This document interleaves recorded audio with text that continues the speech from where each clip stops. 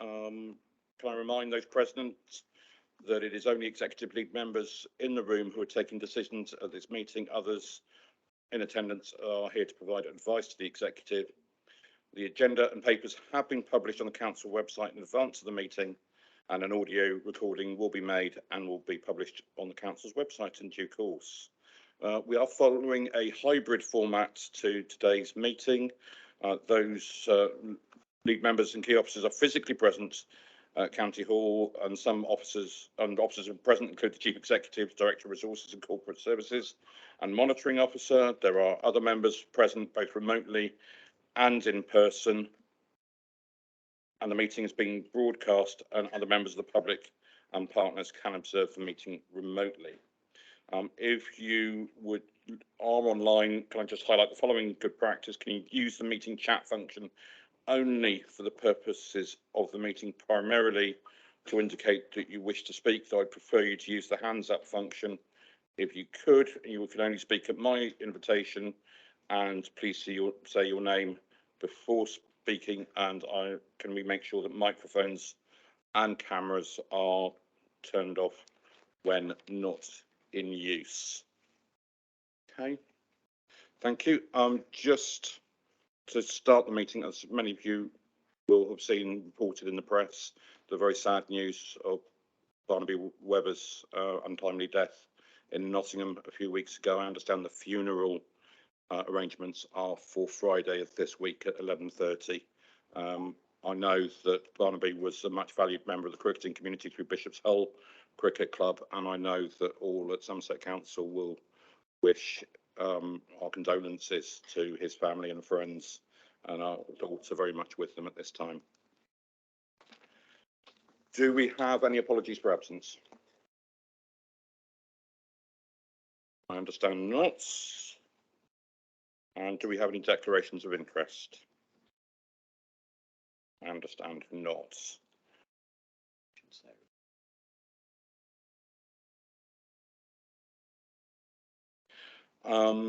Minutes of the meeting held on the 7th of June. Are there any comments on the accuracy of those minutes? Not seeing anyone indicating. Can I have a proposer and a seconder, please? Proposed Councillor Lyshan, seconded Councillor Ruddle, that we accept. All those in favour? All those against? We have public question time. There've been no public questions submitted in advance. I do have discretion to allow public questions not submitted in advance, and I noticed that Councillor George Hollins from Norton St Philip is online. Mr Hitchens, could I suggest that we take you when we reach the agenda item I think you wish to speak on, which is item 8? Would that be okay? Sorry, I've got to go out. I beg your pardon, 10:30. It's okay. Very brief. Is it right if I do it now? I do beg your pardon. No, that's absolutely fine. You will have. I believe it's 3 minutes. I'm just looking for. I'll be less than that. You'll be less than 3 minutes, which is excellent because I don't have to find a stopwatch now. No. That's super. Thank you very much. Please, can I invite you to speak? Yeah. Firstly, thank you very much for letting me speak. Firstly, I'm a little concerned about the process here. Had I not been almost accidentally copied into an email quite late on Saturday night, our PC and community would know nothing of this clearly very important meeting. Secondly, as a parish councillor here in Norton St Philip, this has obviously been a subject very close to our hearts since the issue of the 505 was first raised at the initial LPP2 hearings nearly 4 years ago. As I understood it, the council's position at that time was that the 505, being part of the overall housing requirement for the planned period, had been taken up in windfall. It would be interesting to know the current windfall numbers, and if they've greatly exceeded that anticipated in LPP1, is there a possibility that some of the permitted or live application sites could be considered for the 505? The former Midsummer Norton 1 and the adjacent Beecham's Drive sites have permission already. If the other two struck out sites around Midsummer Norton, MN2 and 3, are granted permission, this will mean that 593 houses will have been permitted in East Somerset District around the boundary of Midsummer Norton as a result of the issue of the 505. Allocating a further 505 will potentially bring the total provision up to 1,098. I hope this is something the planning policy team will consider and possibly have informal discussions about with PINS, something that Mr. Justice Holgate mentioned during the JR. Thirdly, Mr. Justice Holgate's order requires allocations to be made in accordance with the adopted former Mendip spatial strategy. However, during the JR, he also made it quite clear that the former council could have applied to the court for guidance as to the legality of the LPP2 inspector's main modifications. And in the order, he has provided for all parties to be able to apply to vary or modify the order. Thank you very much. Thank you very much, Councillor Hollins. Councillor White looks like she's preparing to respond to you. I was about to say we would respond later to those questions in detail, but Councillor White is nodding and quite happy to take them now. I was going to say that we will respond in writing to him. If he wants to wait, we need to have a full and frank discussion of all the elements of this prior to any further guidance from the judge. Thank you very much.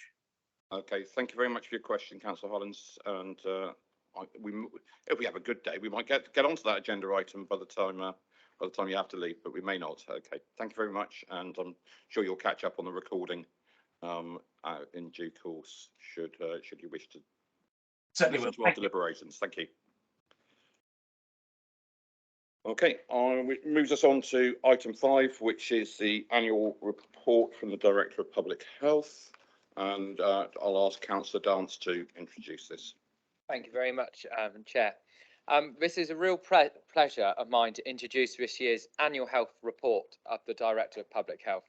The report looks at cardiovascular disease in the county this year, which is largely a preventative disease, but it still drives significant inequalities in health. One of the biggest trouble we face as a Somerset Council here is funding. We are 13.7 million underfunded by the government for the average. So out of 152 councils in the country, we're 148. And I really do find it hard to believe, with an ageing population, that we are so underfunded by this government. So I do find that a struggle. And I think that the team does an amazing job with the money which we have, an absolute amazing job.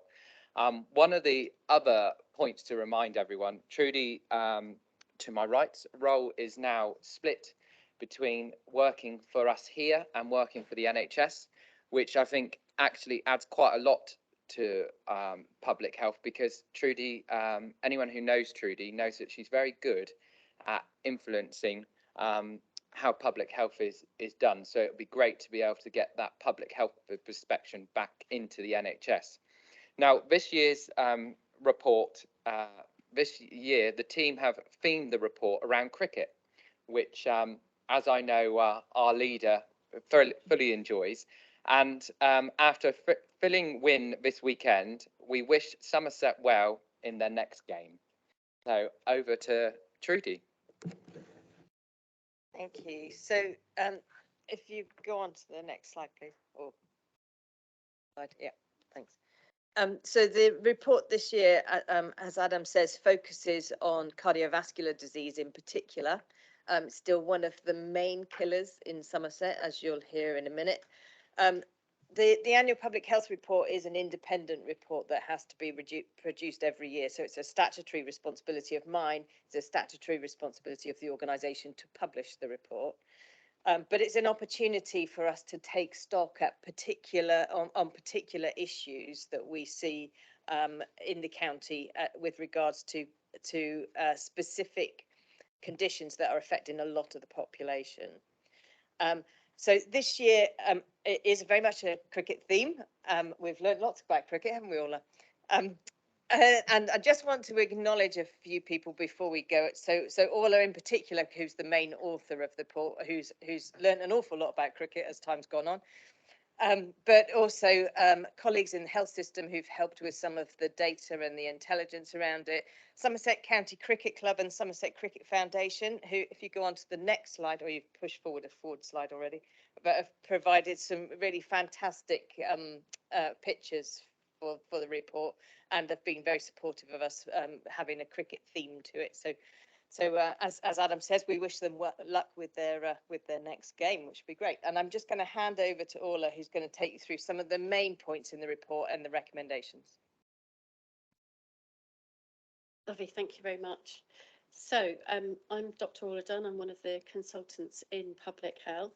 So as you can see on this slide, cardiovascular disease has a major impact on the health of the Somerset population. It accounts for about 5 deaths each day. And we know, as we have an ageing population, that the rates of cardiovascular disease are becoming more common. And we also know that rates of some of the risk factors for cardiovascular disease are increasing, with many of us overweight, still smoking, and people often not aware of their risk factors. So they have undiagnosed high blood pressure, cholesterol, or with pulse irregularities. So if I could have the next slide, please.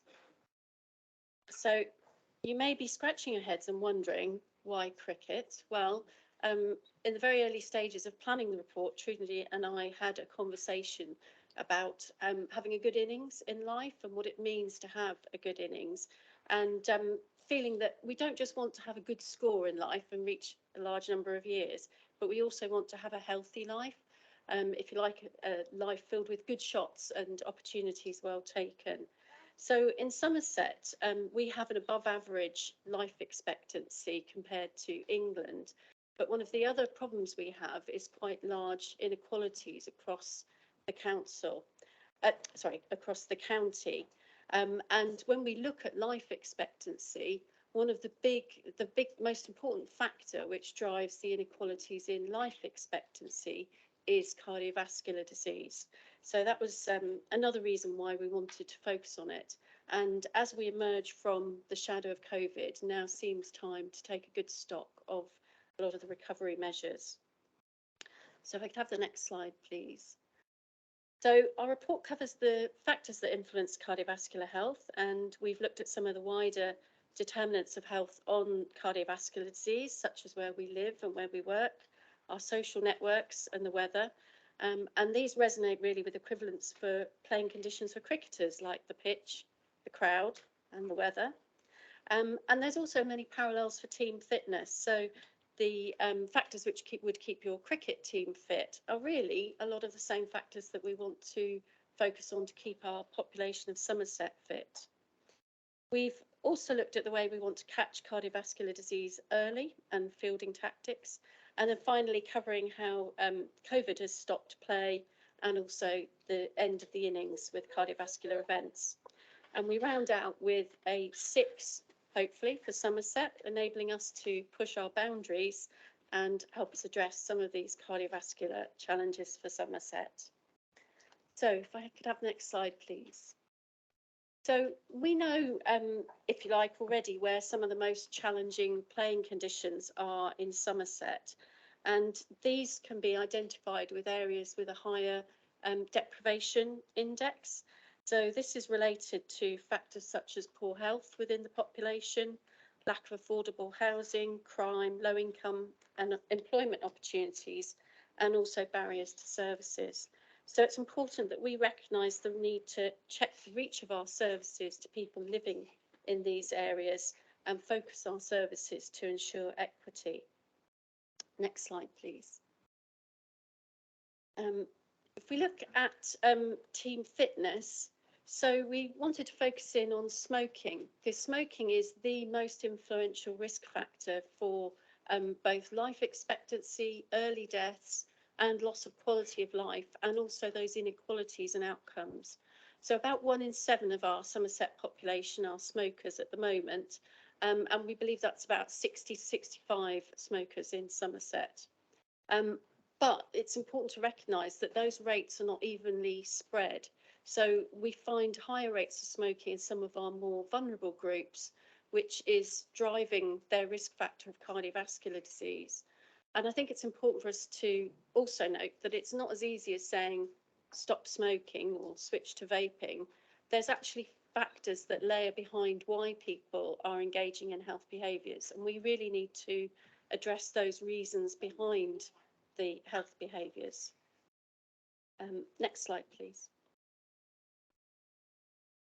So as Trudy said, I've learned a lot about cricket, in particular cricket fielding positions. So as a team leader, you'd have a number of choices as to where to place your cricket fielders according to the game, and so that you have the best outcomes. And one of the things that struck us when we looked at fielding conditions is how layers of the system back each other up. So when you have, for instance, short leg fielder, right up close to the batsman, you then also have square leg behind them, backward square leg, and then also deep square leg and long leg. And we want our system to be like a fielding set on a cricket field, so that we can have layers and we can use all the strength of our system to help us address cardiovascular disease. And if we go to the next slide, please, we can already identify what our good catches are for cardiovascular disease. So these diseases that we want to identify early so that we can lessen the damage. And we can see primary care as our wicket keeper, so the primary fielder, but we also want the layers of the rest of the system to be brought into play. Next slide, please. So one way we can understand the impact of various risk conditions on our risk of cardiovascular disease is by calculating Q risk. So this is a metric that gives the risk of 100 people like you of developing cardiovascular disease. So it's important to note it's only for people who don't have pre-existing cardiovascular disease, but it will show in the next 10 years their risk of having a heart attack or a stroke. And if anybody is interested in looking at their own cardiovascular disease risk and they're not already diagnosed, they can go to qrisk.org and plug in a few questions. But in the example I've given you here, for a 50-year-old white female with no other risk factors, there's actually a really low risk of developing cardiovascular disease. Only 2 in 100 people would be expected to have an event. Whereas if that person has risk factors of smoking, being overweight, and family history of cardiovascular disease, that increases to 7 in 100. So this can be used to communicate risks to people, can also help people to identify areas where they may wish to make changes in their own risk profile and see how that affects them. Next slide, please. So on to our 6 recommendations. So the first recommendation really is around good pitch preparation. So like any good groundsman in the council, we need to look to develop our environment with that purpose of improving health and environmental sustainability. So we want to have a Somerset where everybody can express, develop their skills and have a rewarding experience, no matter what their degree of participation. Next slide, please. Recommendation 2 is to try and encourage people where they can to take responsibility for their own health. So we're all well aware of the risk factors for cardiovascular disease, and where we can, we need to harness the power within our communities to promote and encourage and support people to live healthy lifestyles. That's not to say that we don't need to be there for the people who need more support, but we need to really address those issues within our population. And there's a lot of technology that we can bring to bear now and explore to try and support people in their own efforts to take responsibility for their health.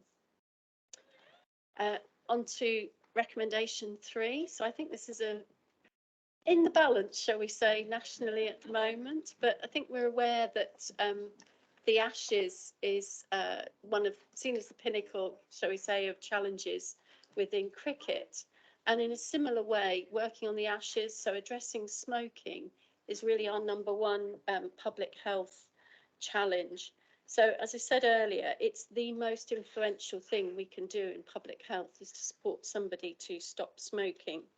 So we want to identify a call to action to try and reduce our smoking rates in Somerset to the national target of 5% by 2030. Thank you. So I mentioned the good fielding system. We really want to recommend that we support the capacity within the health service with an absolute system-wide focus on finding and supporting those with high blood pressure. We want to try and find the 50,000 people in Somerset who have high blood pressure but are unaware of this. So we have a great system now where you can borrow a blood pressure monitor from any library in Somerset. So I'd really encourage anyone who doesn't know their numbers in this regard to borrow a monitor, get a series of readings over a week, and then return those to your GP, whether it's high or low, so that these can be recorded. And we're trying to work on systems to take that pressure off the GPs and the primary care system so that we can address cardiovascular disease as a whole system. Next one, recommendation 5 is we need to look at our treatment delivery. So we know often that at times people might be diagnosed with a condition which is a risk factor for cardiovascular disease, like say high cholesterol, but they're not necessarily receiving the treatment which then effectively reduces that risk. So statins are a treatment that often get a bad reputation for side effects. People may have taken statins years ago, not gotten on with them, and then decided to stop. So we want patients to be able to be more engaged in treatment decisions, to know the treatments available, and to often know that there's an array of treatments they can try. So if you don't get on with one statin, for example, there are others that you can try to reduce cholesterol. We don't want people to just think there's one treatment, and if you don't get on with it, you stop, and then you lose that benefit. Finally, recommendation 6. So, like any good cricketer, planning tactics, in public health, we really want to keep an eye on the scoreboard. So we're starting to use population health data to drive our understanding of the groups who may be missing out on healthcare, having poor outcomes, and where we need to rethink our current practices. And this is going to continue to be a focus for us going forwards. So I'll pause there for questions and comments and see if you're bowled over. Thank you. Thank you so much for that. Yeah, let's find out whether we're stumped or not. Any league members or associate league members wish to comment? Councillor White. Thank you, Ros. Thank you for the report. I just wanted to actually go back to the comments Councillor Dance made at the very beginning. I do recognise that the ageing population and the significant population distortion, if that's the right word, from the norm in Somerset puts huge demands on the NHS and on our society. And the fact that we don't even get the average, let alone in additional help with public health, is really unacceptable. We, like several other counties across the country, have a significant challenge now and in the years ahead. And public health and prevention is the only way we're going to, as a society, both locally and nationally, address some of these issues, including the ones highlighted in your report. And I would, in any shape or format, lobby, inform, highlight this really significant shortfall in public health funding. We as a society deserve better, and Somerset deserves better. And I think that's such an overriding factor in terms of the report you've just given, that we could do so much more for people if we had the appropriate funding for public health. Absolutely. I don't think there's anybody who would disagree with the challenges that we see and how important the prevention agenda is to making sure both our health service and the council are able to cope financially. Councillor Wakefield. Thank you, Sarah. Yes, I'm particularly delighted that this report is about cardiovascular disease, something which my family has suffered from. And I have recently had a friend who suddenly had a heart attack in his early 60s, had no idea, does have a family history, didn't realise it was relevant. High cholesterol. It's so important that people realise it can just come out of the blue. He looks fit, he's slim, but he had high cholesterol. He didn't know. And I said, look, you know, GPs do test that. You can go and have an MOT if you want to. He said, oh, I didn't do that. And I just think this is great. I think you need to keep reminding people that there are things they can have done. It's quite easy to have a cholesterol test. It's quite easy to have other things done like that. And to go on statins, which I have to say, I asked my doctor to put me on, and he did. So I just think, you know, that people need to know about this. And I think it's great that you're raising the profile of it. Thank you very much. Thank you, Sarah. And looking round for other league members or associate league members, not seeing any. I see we have a hand up from Jill, who's the relevant scrutiny chair. Hello, Jill. Good morning, Chairman. Thank you, and good morning, committee. I just wanted to say a couple of things, really. Like Orla was saying about cricket, I didn't understand cricket, didn't understand any part of it. My husband's quite impressed now that I can actually go and understand a game. So that's the one real positive. I think self-awareness. I think this report is really cleverly put together. And I thank Orla and the team. It's really well put together, and I think it's made a lot of people understand. I would like to ask that this, I did ask before whether this presentation can go to schools and other areas, because I think this is a really good way of explaining things to everyone. Not all doctors do an annual MOT. I think that is something that should happen, but I've been checking and not all doctors do that. And I think that's where I found out. I'm also on statins. That's why I look so young, Mr. Chairman. Well, you know, you may not agree with that. But I would say that the one thing with the impending industrial action, the waste industrial action this week, no doubt blood pressures will rise. And poor health service may have a problem this week, because I think it will start. I've already had people in a terrible state of flux this weekend. So look out for that one. But I really endorse this report. It came to scrutiny. All of our committee absolutely 100% really agreed. This was a great report. So thank you, Mr. Chairman, and I hope to see you again soon. Thank you. Thank you, Jill. I agreed with almost everything that you said there, but we won't go into that. And just looking around the room, Councillor Trimble, I think, isn't it? Yep. Lucy. Hello, Lucy.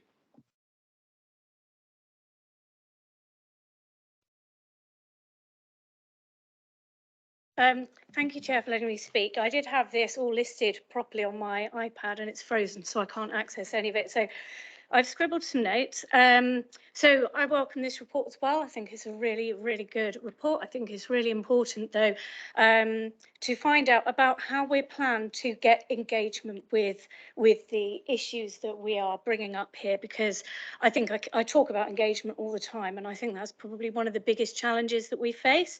I wondered what sort of communications will be going out to residents of Somerset. Will it be this presentation that we've got here? Is that going to be sent out, or are we going to be having sort of regular communications over the next year on it? And who the audience is, because obviously we often find that the people that we most need to read these messages are the people who are least likely to see them, and perhaps least likely to recognise that's me. The smoking target, I mean, gosh, you couldn't argue against it at all. It's incredibly ambitious. If you look at the trajectory, which I might have been able to relook at if my iPad was working, the trajectory that we're currently on would suggest that getting down to 5%, even nationally, is going to be a huge challenge. And I'm very concerned at the moment with the fact that obviously we've got some issues around vaping as a really good sort of a way of people transitioning from smoking to becoming non-smokers, but now we've got a lot of issues with young people accessing it, with the marketing of the products that are being sold, and concerns over the health of it. And I worry that that might actually lead to that reducing smoking becoming more of a challenge than it might have been. And finally, just to remind everybody that libraries have blood pressure monitors that people can rent out. I think it's a 2-week period, I think you said, and it's really good, but we need to get more comms out on that as well, so that people know, because I know my particular library don't think that they've issued theirs yet. So we really need to get communications out on that, so people can know that they can check their own blood pressures and just feed them back to the doctors. They don't need to wait to go to the surgery. And I think that's all from me. So it's not massively questions, although if you could talk about the cessation of smoking and, you know, the concerns around the vaping that are coming out at the moment, that would be helpful. Thank you. Who wanted to respond? Adam, do you want to go first? Then, I'll go Trudy? first, yeah. Thanks very much for that, Lucy. Just to say that we've been putting a lot of comms out over the whole last year, through council comms, through libraries, through parish councils. Every parish council has been sent reminders about the blood pressure monitors. Some parish councils may not have put them out, but that we have engaged with them. I've also asked the team at some point to look at, if possible, where there isn't libraries, if we could try and get blood pressure monitors in with parish clerks. But it all depends on the funding, obviously. And if at some point, Lucy, you'd be willing to write a joint letter to me, to the government, to ask for some more money, that would also be great for Somerset. Thank you. So thanks for that. I think what we've got to be really conscious of is that comms will only go so far with this, and actually what we need to do is to make sure that we as a council and as a county actually develop an environment that's conducive to people leading an active and healthy lifestyle. And that's part, that's a massive part of this. So comms will go so far, and we'll be doing things like the Know Your Numbers campaign, specific comms on hypertension. We're doing some great work around smoking. I totally agree with you. The targets are really challenging, but we're doing some really great work with Somerset Foundation Trust on smoking as well. But the really, really big, massive gains, the population health gains here, will be around our ability to source and afford good food and know how to cook it, and be able to have an active transport system, things like that. So you build a healthy lifestyle rather than try and retrofit health into the lifestyle. The whole idea is try and develop the county into one where actually those healthy lifestyle behaviours are the easier ones. At the moment, they're probably not the easier ones. So the comms largely we will develop, but we'll be developing it really on specific topics, because doing cardiovascular disease as one is too big as an issue on itself. But we'll be looking at really to break it down into the specific risk factors for the comms.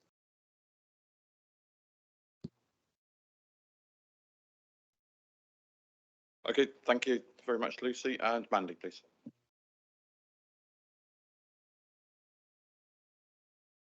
Good morning. Thank you. Good morning, all. Just to say, huge issue, very much welcome report. But I was hearing at one place in the country where they put monitors into supermarket trolleys.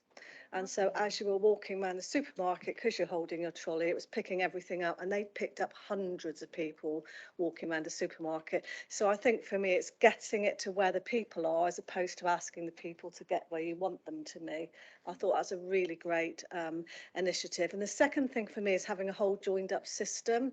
There are lots of people who know they've got high blood pressure, they're doing it at home, but then it's really difficult to get an appointment to see someone to actually take action on it. And sometimes it's months and months and months.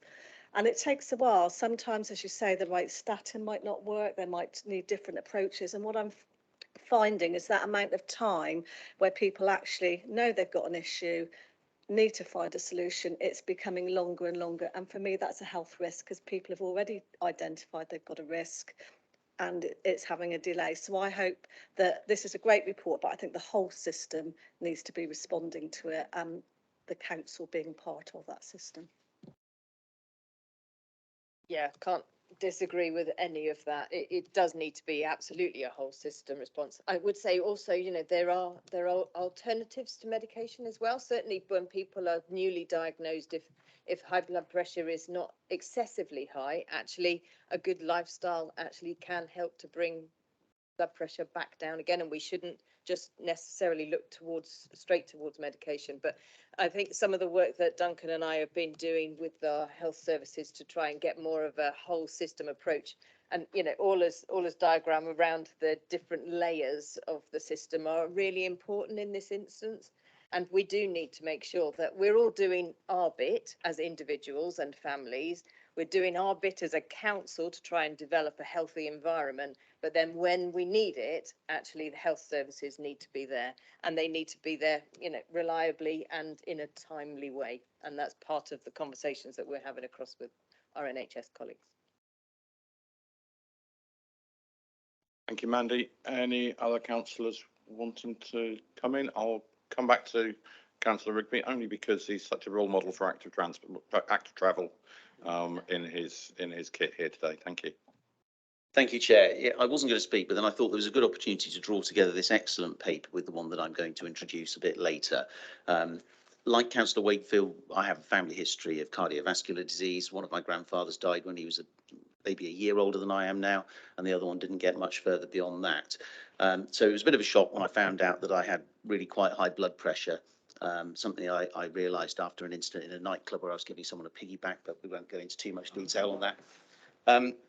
So I was told that I needed to cut my blood pressure, and I didn't really fancy the medication route. So what I did was bought a bike on the council bike to work scheme.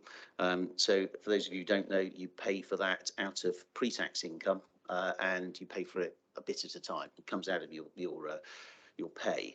And as a result of that, I managed to shift about 2.5 stone, and my blood pressure is not perfect, but it's to the point where you wouldn't even need to consider medication. So it can be done with a bit of exercise and some dietary changes. I would recommend it. So one of the things we'll be looking at later on when we talk about the transport paper is about how we make active travel easier for people. Thanks. Councillor White again. Thank you. I couldn't resist the opportunity, having mentioned active travel. Every single kilometre, yard of cycle path and walking path we put into the county is a major contribution to the community, and we mustn't forget that. It is real prevention work, it's leisure work, it's tourism work, it's just about everything. And we just need to recognise that one of our priorities, and dare I say it, it's in the top 3, is to absolutely get a network of paths across the county. It'd be great for Somerset, with our ageing population, has the very best cycle path network we could possibly produce. And so again, a genuine statement from us that we are a prevention authority. Yeah, thank you. Very, very timely reminder, and just to congratulate Councillor Rigby on the progress he has made, and I'm delighted to hear that the member is responsible for our highways and public transport doesn't have high blood pressure. I'm not quite sure how that happens. However, there's still time. Excellent. With no other comments, just to sum up, firstly, huge thanks to Orla and Trudy and all the team for this report. Hugely enjoyable reading, particularly enjoyed the cricketing references, of course. So important that diagram about inequality and the points around smoking and other health risks. Roz's point about the prevention agenda, I think really, really powerful, and the 6 recommendations, that's fantastic. Yes, we need to look at how we communicate these messages, and that's I know our public health team are really strong on communications. I don't think you can move for a video on the council website for public health, but I really love this style of doing our public health reports as a focus on one area, on cardiovascular disease this year, but on different areas each year. I love that approach. So you're not just reading a copy and paste from the previous year with a few updates. I think I really like this deep dive into one particular area. I think that's really powerful. So just to highlight the recommendations, which are to note the annual report and to have a greater focus on preventing and addressing cardiovascular disease and reducing its impact on the Somerset population. Can I see a formal proposer for that? Councillor Dance, and the seconder, Councillor Muntz. All those in favour, please. All those against, that's clearly carried. Okay, thank you very much. And thank you so much for all the work that you've been done, and I'm sure we wish our cricket team all the best in the Blast final on Saturday. Thank you very much. Right, moving on to agenda item 6, which is the medium-term financial strategy 2024, 25, 26, 27. And I'd like to hand over to Councillor Liz Lyshon to introduce Good morning, Liz. Thank you very much, Chair. This paper is a really good and really clear paper. It may not be what we would want to be reading at this moment, but it is where we are nationally as well as locally. I would like to thank the scrutiny for resources and corporate services. Scrutiny considered this paper last week, and although I wasn't able to be there in person, I was very interested to hear the questions that were asked. And thank you for your time. How we work as an executive with both scrutiny and audit over not just the next year or next months until February, but throughout this administration will be really important, as will how we deal with risk identification and risk management. So here we are with an MTFS paper as we were this time last July, but we have greater financial pressure. On the positive side, we are now working with one team, whereas this time last year, of course, we were working across 5 teams, 5 chief executives, 5 151 officers, and capital programmes and revenue budgets long before outturn across all 5 councils.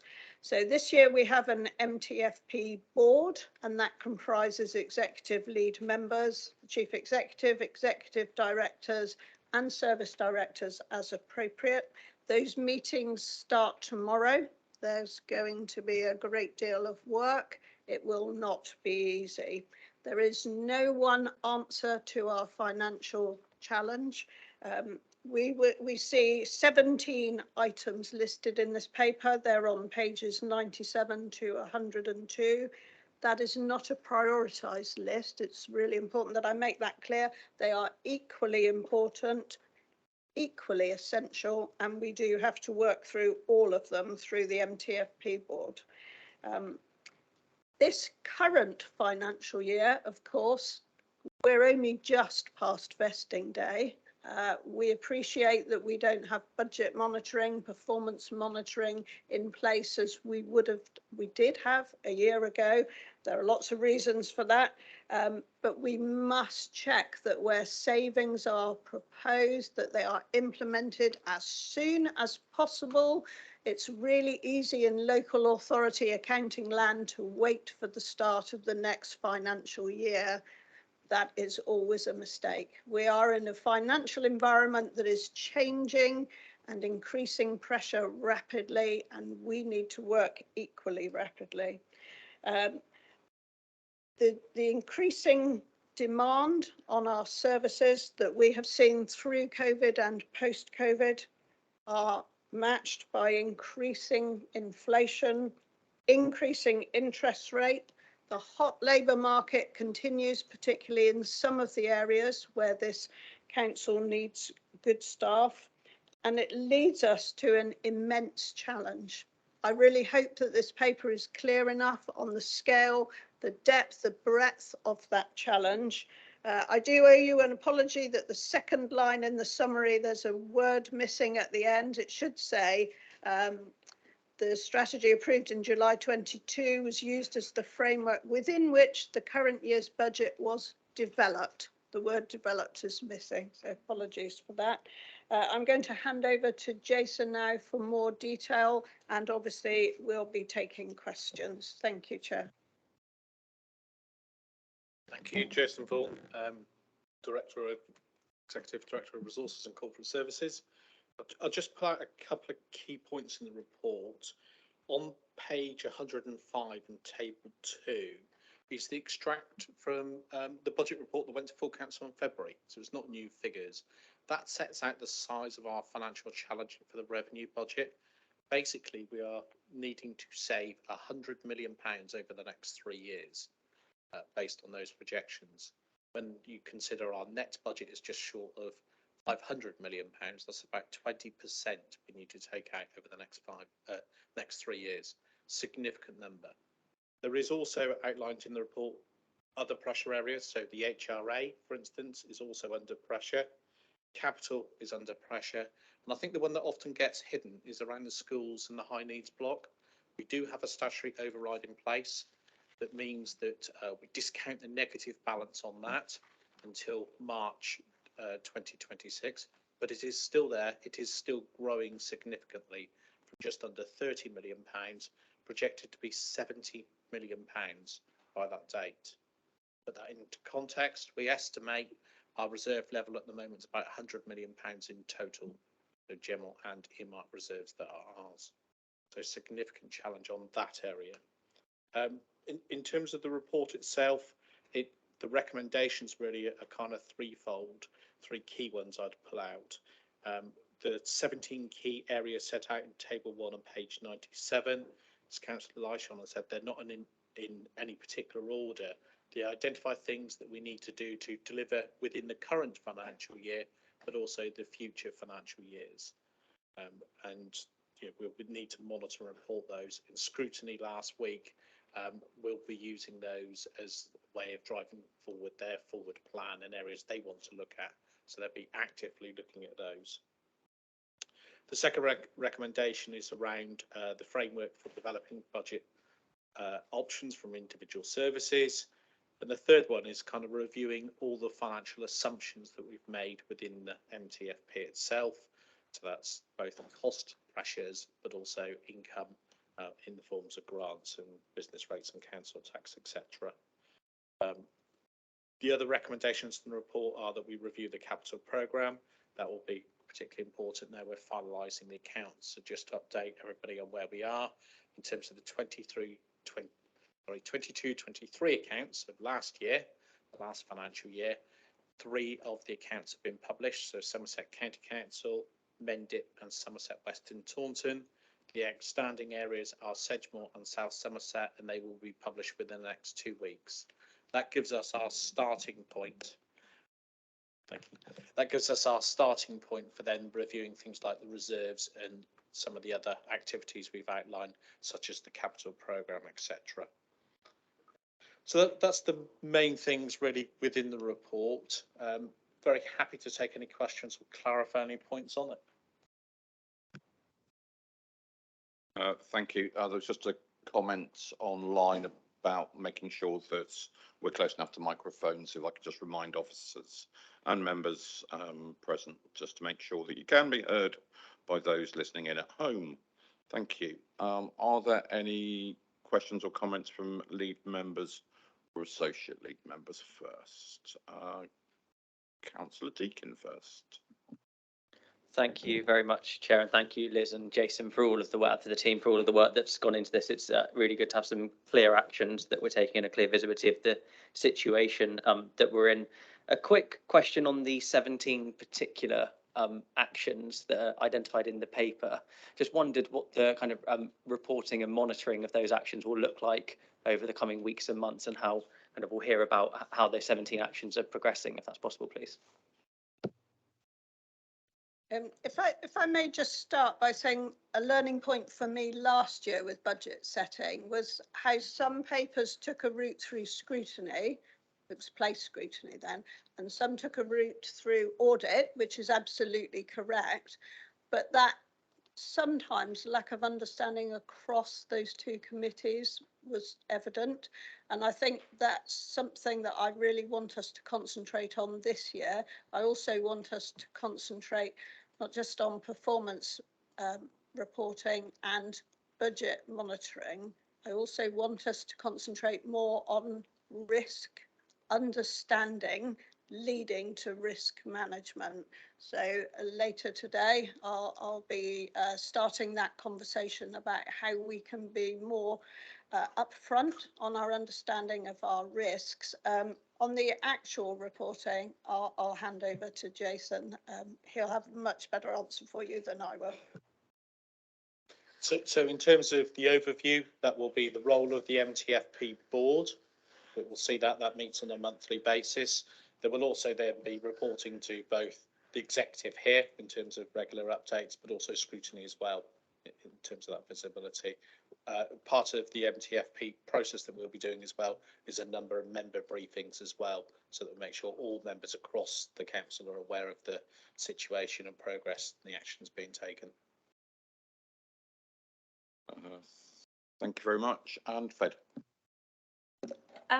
Two questions from me. First one, just in relation to, I guess, the national picture and what is it that we're looking to do to use the networks, I guess, that we work in, because this isn't a issue just for us here in Somerset, but what are we looking to do through, is it the county council network and others, to try and raise this voice? Because ultimately central government needs to look at what it's doing in relation to funding that it gives councils, because ultimately many of the services that people expect come from us and we're just not going to have the funds to do it. So I'll ask you that question first and then I'll come to my second question.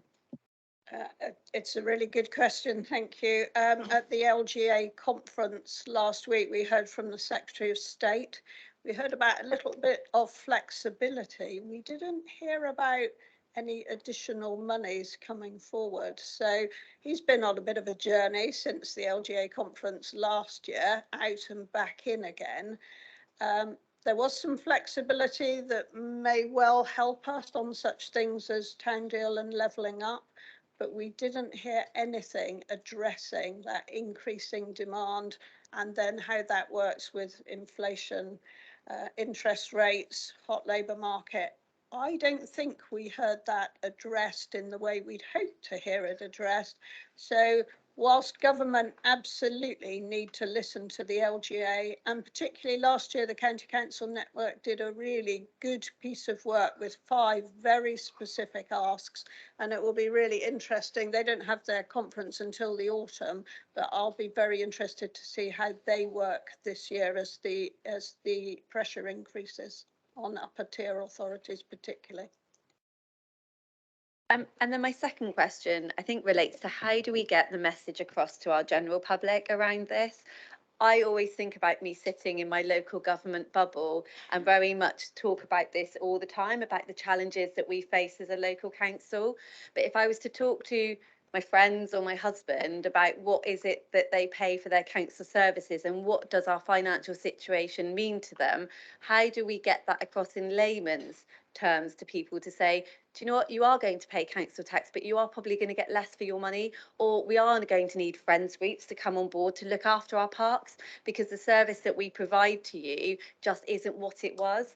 But I think there is a question for, I guess, all of us in this room, or the directors of all their areas, to say, how can we pull together that messaging so the average person, and I hate using that term, but those that don't sit here in this meeting and talk about local government all the time, get the message about just what the predicament that we are in, but also what our ambitions are around it.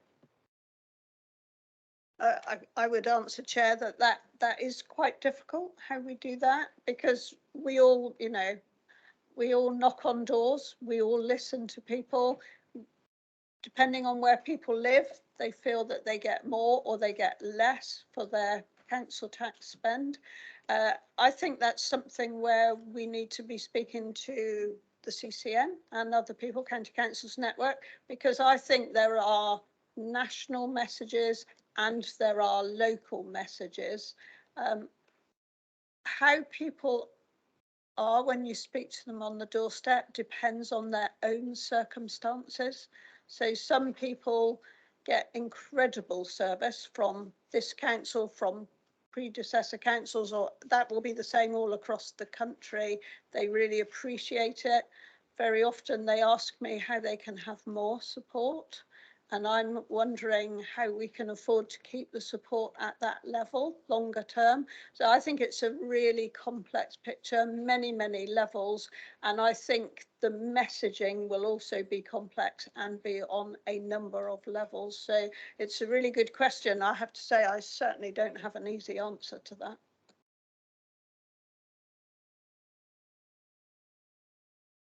Thank you. I've got Councillor Randall Green next. Joe, good morning, Joe. Thank you. Good morning, everybody. Thank you, Chair. Yes, sort of following on from Fed's comments, at the LGA conference, I'm sure there was discussion about 114 notice, and I wondered how many councils across the country have already been issued with 114 notices, and how many are at risk, because I think that is the most important thing to know. And what is the government, have they say they're going to do about this? Because if almost every council in the country is at risk, you can't just issue 114 notices willy-nilly because it's going to be it's a whole countrywide national problem. And have any conversation been held about how they're going to address this? Because it may well escalate very quickly. Thank you. I think Jason's going to pick that one up. Yeah, Thank you, Jason. I'll pick that up directly. In terms of section 114s, obviously goes back to, come in the legislation in 1972. And it's 50 years old legislation, and I would say wasn't really designed for the world we're in now, councils actually physically running out of money. It was more around actually preventing unlawful expenditure and safeguards around that. So it's a bit of a clunky piece of legislation. It has been used recently. So there was, I think it was Brent back in the late 2000s. Since then, there was nothing. And then Northamptonshire come along, and that was the first one in the last 5 years. Since then, there's been 5. So Northamptonshire, Croydon, Slough, Thurrock, and more recently Woking are the ones that have issued section 114s. Grant Thornton did a study last year, nationally published, that they said they thought there was about 60 authorities nationally that were in danger of section 114s. There has also been a thing called a capitalisation directive or exceptional financial support package from the government. So this is where the government will let you borrow up to 20 years to fund your day-to-day revenue expenditure. So it's a bit like paying for your shopping on a mortgage. Not necessarily the best financial way of dealing with it, particularly as you have to pay an extra 1% in terms of the cost of the loan. And in addition to the 3 councils that have issued section 114s, so Slough, Croydon and Thurrock, there's been another 8 councils that have received this exceptional financial support. So Lambeth, Kensington and Chelsea, the two new unitaries in Cumbria, Cumberland and Westmoreland and Furness, one of the predecessor borough councils up there, Copeland, Bournemouth, Christchurch and Poole Council, Eastbourne, Wirral have also received that. So that's the programme that the government tends to favour rather than a 114 as the starting point, is try and deal with it that way. Nationally, they have recruited an additional number of commissioners that they will send into authorities. The authorities pay for those, by the way, £1,200 per day plus expenses to deal with it. So there isn't a comprehensive package from the government for dealing with this at the moment on the scale that I think we're about to see over the next couple of years.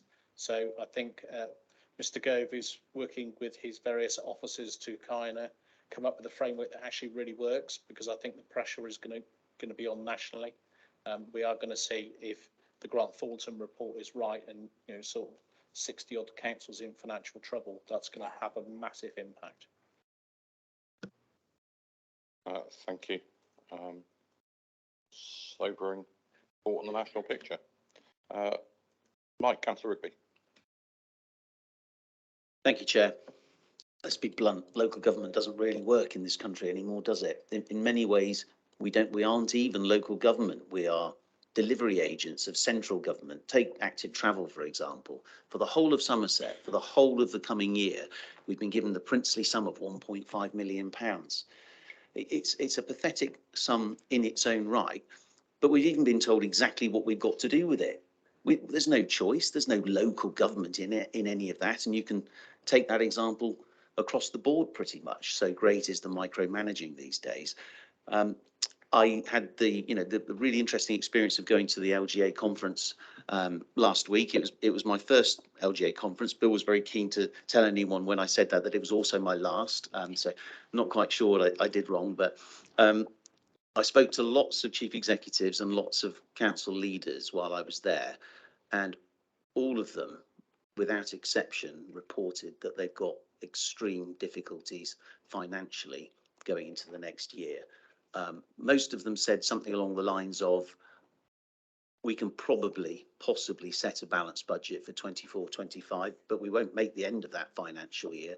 So this is a systemic and existential threat to local government. And unless central government grasps that, we're all in big trouble. And I don't really see how particularly the upper tier authorities, get beyond the end of next year. Thank you.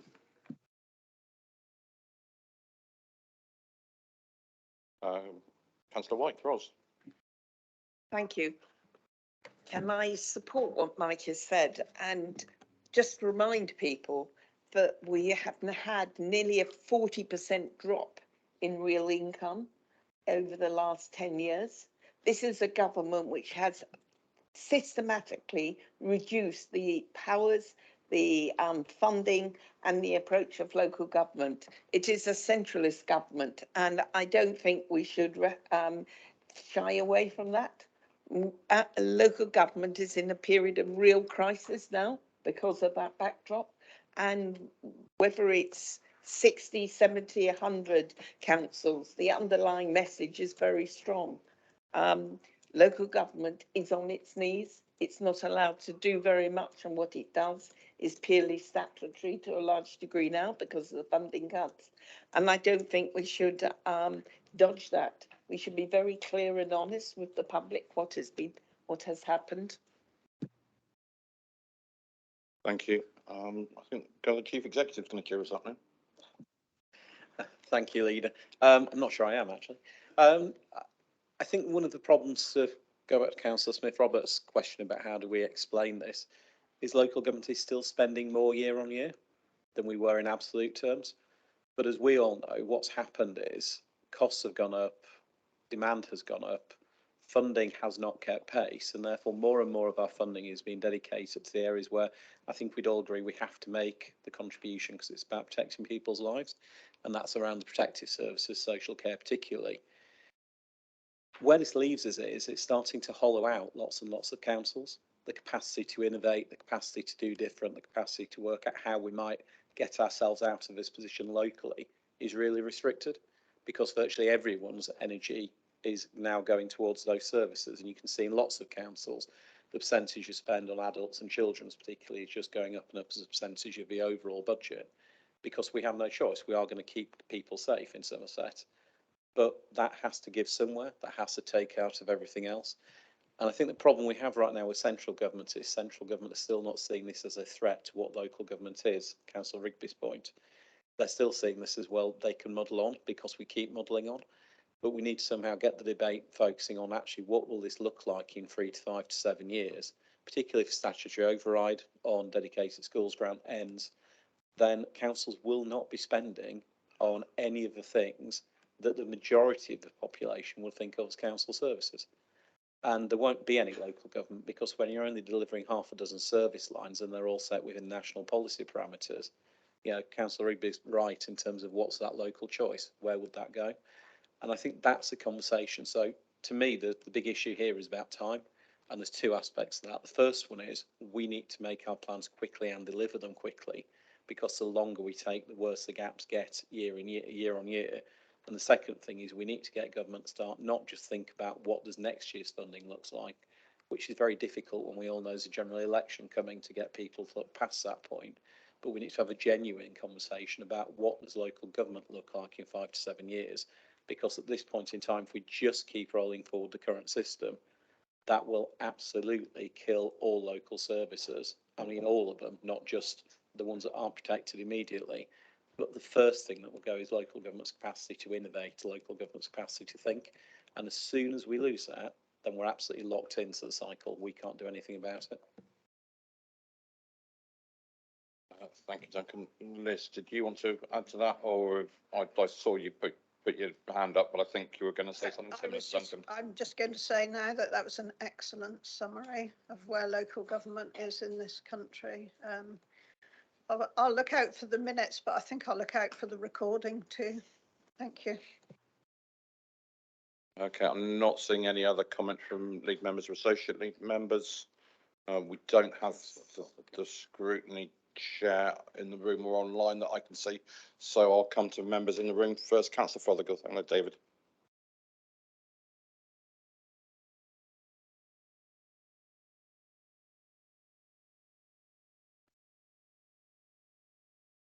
Thanks, Bill. I come to the table to be helpful as opposed to be critical. And I too was at the LGA last week, and so I understand the state of finances, and I understand what it looks like for a lot of councils. Although I would say the sum, and one very local to us, is within £1 million of its budget this year, and will finish within £1 million of its budget this year. So it's not universal. And I can understand why we want to blame the government. In my day, I blame the government, and it's quite a good thing to do. And as probably as the only person that's led an authority through a potential 114, we didn't get there, as Mike points out, I would say that we had to do something which I'm not seeing at the moment. You have to get over blaming other people and say the solution is here in this room by getting a grip on reporting and on financing. And we've not seen any financial figures now for months. So I haven't got a clue how overspent you are this year, or you haven't got a clue. So this is a real problem. How can you get a grip on your finances if you haven't got the data and the information? So I would say, yes, I'm with you. I will argue with government, and I'm seeing Michael Gove again tonight, name dropper, and I will mention it to him again tonight. But we can't keep blaming the government. We have to do something internally. And that's when we've started to find the solution in 2017, 2018. And I would just encourage everybody to get over that hurdle and to start looking at the here and now. I don't think we can ignore where the responsibility lies, but I do point to the 17 key areas that are identified in the report. On the monitoring question, can I just come to Liz or Jason going to take that? I just wanted to make one point. I agree with you, hence the 17 points. We've laid them out really clearly, and that was always the intention to do that. I think there are two things we do. We work internally. We also work externally, as you know, as well as anybody, having been leader for 5 years. We need our solutions to be sustainable, though. So back in 17, 18, when I was paying attention, though perhaps a bit wet behind the ears, I don't mind admitting that at the time, I'd only just been elected for the first time. The action taken on minimum revenue provision then, it's not helping us now.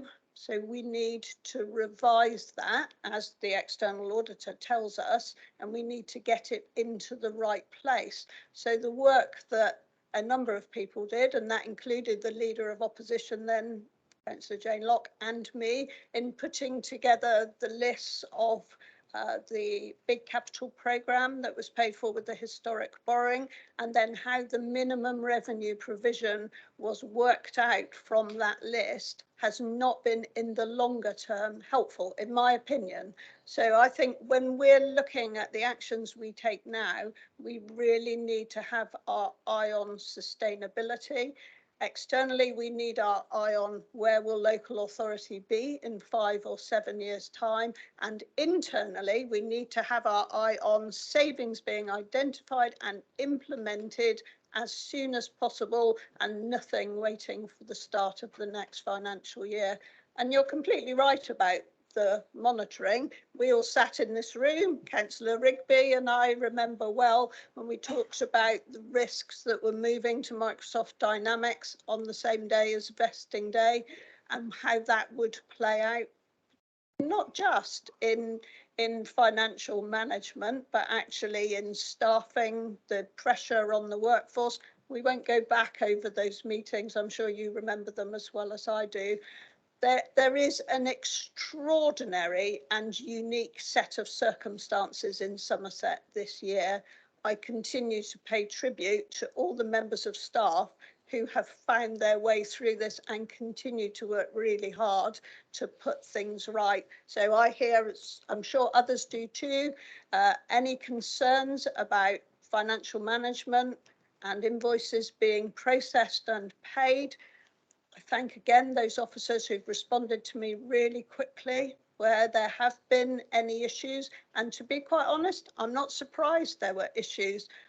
Mike Rigby and I sat here sharing our concerns way more than a year ago, probably the best part of 18 months ago now. So yes, we're all working on it together, internally, externally, and I believe in a way that can be more sustainable, but that will depend on this government and whoever is the next government.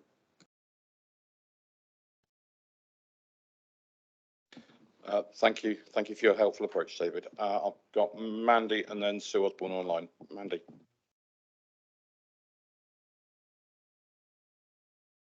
Thank you very much. I think if any of you listen back to this scrutiny debate, as Liz has already said, it was a helpful debate, and I think there were a couple of suggested working groups for areas to focus on, so that might help inform you here. So I hope that those will be taken forward, and I hope those groups will be set up, because I think that will be helpful. So whilst we have a new system in place, I absolutely agree there are challenges with that. My first question is, do our finance team actually know our current position? I'm hoping that they do, because we're past the first quarter into the year. So that's the first question. Yeah, so we always said moving into unitary, it'd be tough doing budget monitoring. We are doing first quarter budget monitoring. So the position the end of June, we are going through that with service directors at the moment, and we'll report that both to scrutiny and to the executive shortly. So yes, that work is actively ongoing and has been since the first of this month. Prior to that, there was also an internal paper done at the end of month 2 to identify the significant emerging issues and actions taken to try and address those as well. Thank you. I welcome that and look forward to it, because obviously any overspending this year is going to impact further on those figures you have in your report today. So my second question was, and I did raise it last time and still very keen to hear, and that's about the reserves position. Will that be covered within that Q1, please? Yeah, so in terms of the reserves, dependent on closing down the 22-23 accounts from the 5 councils, 3 of those are published now, so you can see those. You can see the reserves in those published statement accounts. The other 2 will be across the line in the next 2 weeks. That then gives us the starting point for the new council. The piece of work, and it is one of the 17 areas outlined in this report, is to bring that together in those reserves that match together. So things like commercial investment funds or business rates reserves, is bring all 5 together into one place. So that piece of work will happen and be reported back to this committee, because there need to be some rationalisation of those. We will also look to make sure, as part of the regular reporting, the quarterly reporting, that we give the update on the reserves position, because that's an absolute one of the key indicators of a council's in financial trouble, is the direction of travel on your reserves. The estimate in terms of our overall reserves, as I said earlier, is about £100 million at the moment, taking into account the 22-23 outturn position.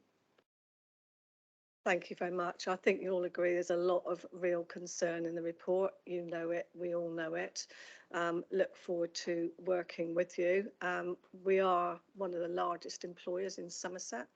And many of our residents and everybody that works for the council is absolutely dependent on you and the decisions you make moving forward. I hope they're the right ones. I don't think they're easy ones, but I wish you all the best with it. Thank you.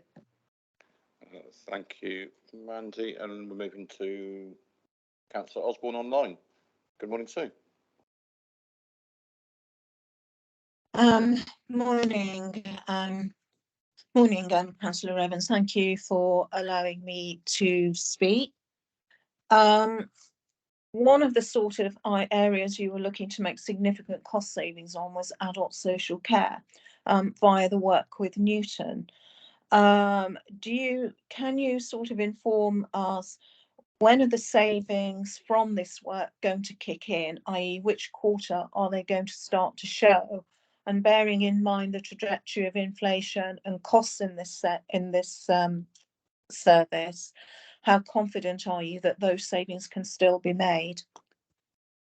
You'll be delighted to know, Councillor Osborne, that Councillor Ruddle and Mel Locke are playing tug of war with the microphone as to who was going to answer your question. And I'll answer that question. So where we are is as you're aware, because we have had a conversation today already, is we are in the process of working with Newton at this moment in time to do that next phase of their work. We know that some funding will come out this year, but we also know that funding will come out next year and the year after. So the £5 million that we looked at saving this year, we have already some of that will not happen this year. We identified that in the savings that we reported, and when we signed off the report to go to Newton, we noticed that we wouldn't be able to do that. We will be monitoring this through our MTFP, through scrutiny, our MTFP board, through scrutiny, and so we'll be able to give you better details, probably by the beginning of September, about exactly what we will save this year and what we will save next year as we pull that report together and we continue to embed the programme initiation documentation, the milestones for that, all of which will come through both scrutiny and we can report here at any time. Okay. Thank you, Mel. I just have another question, but it's really more a concern as, I guess, a sort of, in effect, backbench councillor. I'm rather concerned that we haven't seen any financial monitoring information. Those monthly reports that we saw last year were really valuable in helping us to see where we were and how things were progressing. Having not seen those since March, April, I do feel almost like we're flying blind financially, and it would be really helpful to know when you are going to start producing monthly financial reports again, so as we can all keep on top of this and provide any suggestions as may be required by you guys. Okay, we've already had a question on the financial monitoring, but we'll just pick that one up briefly, please, Liz. Just to add to the previous answers, the new software, which I think is called Solver, is being implemented. I think Jason told me it was a week late going in, but it's going in this month, and it is that software that will enable us to bring those reports forward by the end of this month. So we'll be looking, I'm guessing, for August executive. So everybody thinks they're going to get a month off in August. Forget that. You'll be here looking at budget monitoring reports. Thank you. Thank you, Liz, for your answer. Thank you. And when I gave up teaching, I knew that that meant I no longer got my August off. However, Councillor Sully. Hello, Andy. Mine's just a quick question observation. Jason rightly said, looking at the table 2, that we've got a 100 million financial challenge coming up in 26-27, but obviously we've got to get through 24, 25, 25, 26. So cumulatively, we've got a budget gap for the 3 years added together about 185 million, which we've obviously got to find solutions to. So it's not just a 100 million gap in 3 years' time. We've got to obviously plug the gaps along the way. So we have got a bigger challenge than what we think. Thank you. We're under no delusions about the scale of challenge here. It is immense. We're not on our own. Other councils, particularly, I believe some of the London boroughs, have much bigger reserves, but having much bigger reserves only gives you a bit more time. I think Mike Rigby's points about how local government are working and our chief executives, fantastic knowledge of the challenges and the abilities of local government. That's the framework we're working within, and no, it's not going to be easy. Okay, I'm not seeing any other hands, comments or questions. So just to sum up, thanks so much to Jason and his team for all the hard work around this area. We're obviously all extremely concerned about the emerging picture, both nationally and locally, on the finances in local government. And I think the point around making sure that we communicate those both to our residents and also that lobbying work we do with our national representative bodies and our other partners are really important. I think the setting up of the MTFP board at this point shows that we are rising to this challenge. We've got these 17 key areas that we're looking for within the recommendation, and I think we all take on board the point that the earlier we take action, the less pain there will be in the long term, and so we need to crack on with that as much as we are able. And we've had the reassurance on the budget monitoring now that we've brought the 5 councils together and we've dealt with the the software issues that have been around that we will be able to get the budget monitoring end of quarter and then monthly into place as soon as possible. So we move to the recommendations. We're recommended to approve the medium-term financial strategy for 24, 25, 26, 27 and the approach with the following proposals: an early review of the 17 key areas of the building blocks of the budget and financial framework, a 3-year approach and framework for balancing the budget and to develop the service budget options, reviewing and challenging all MTFP assumptions as outlined in the paper, a review of our capital programme and the criteria for new schemes outlined in the paper, and noting the reserve position has not yet been completed pending the finalisation, and we've got 2 remaining accounts to close from the previous financial year from our predecessor councils. Okay, can I see a proposer for that recommendation? Councillor Lijam, seconded Councillor Ruddle. All those in favour, please. All those against? That's clearly carried. Thank you. And so we move on 20 minutes behind schedule to the transport and fleet policy decisions, agenda item 7, and invite Councillor Mike Rigby to introduce this paper. Thank you, Mike. Thank you, Chair.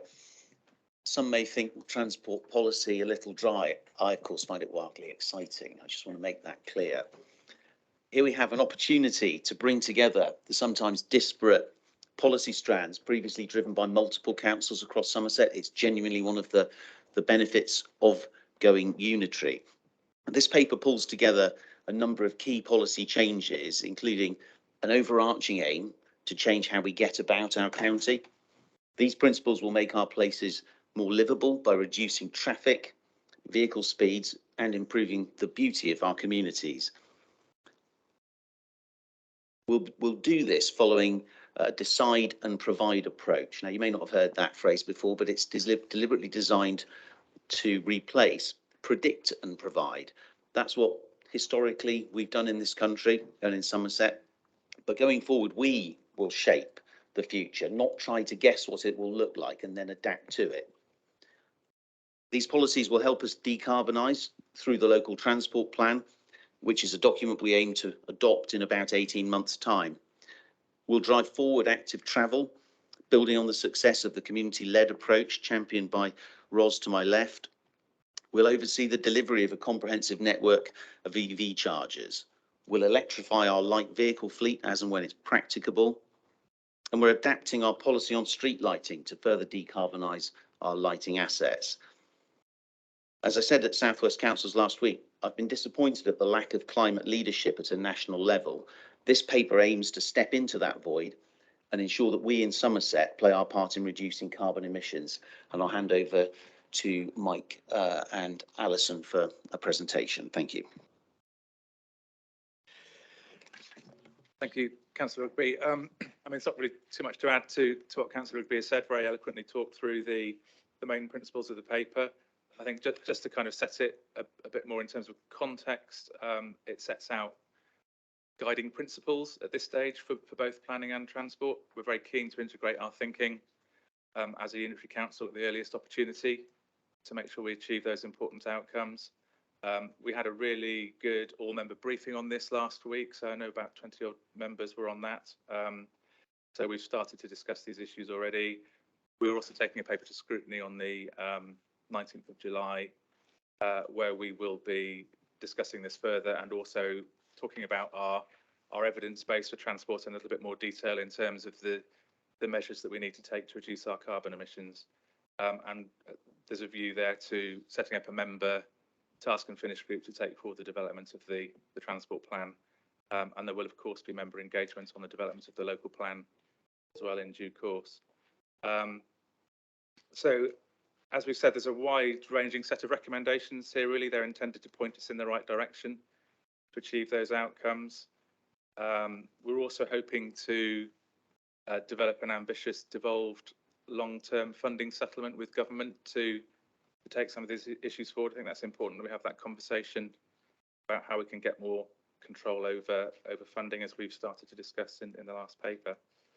There's a set of detailed placemaking principles as an appendix in the paper.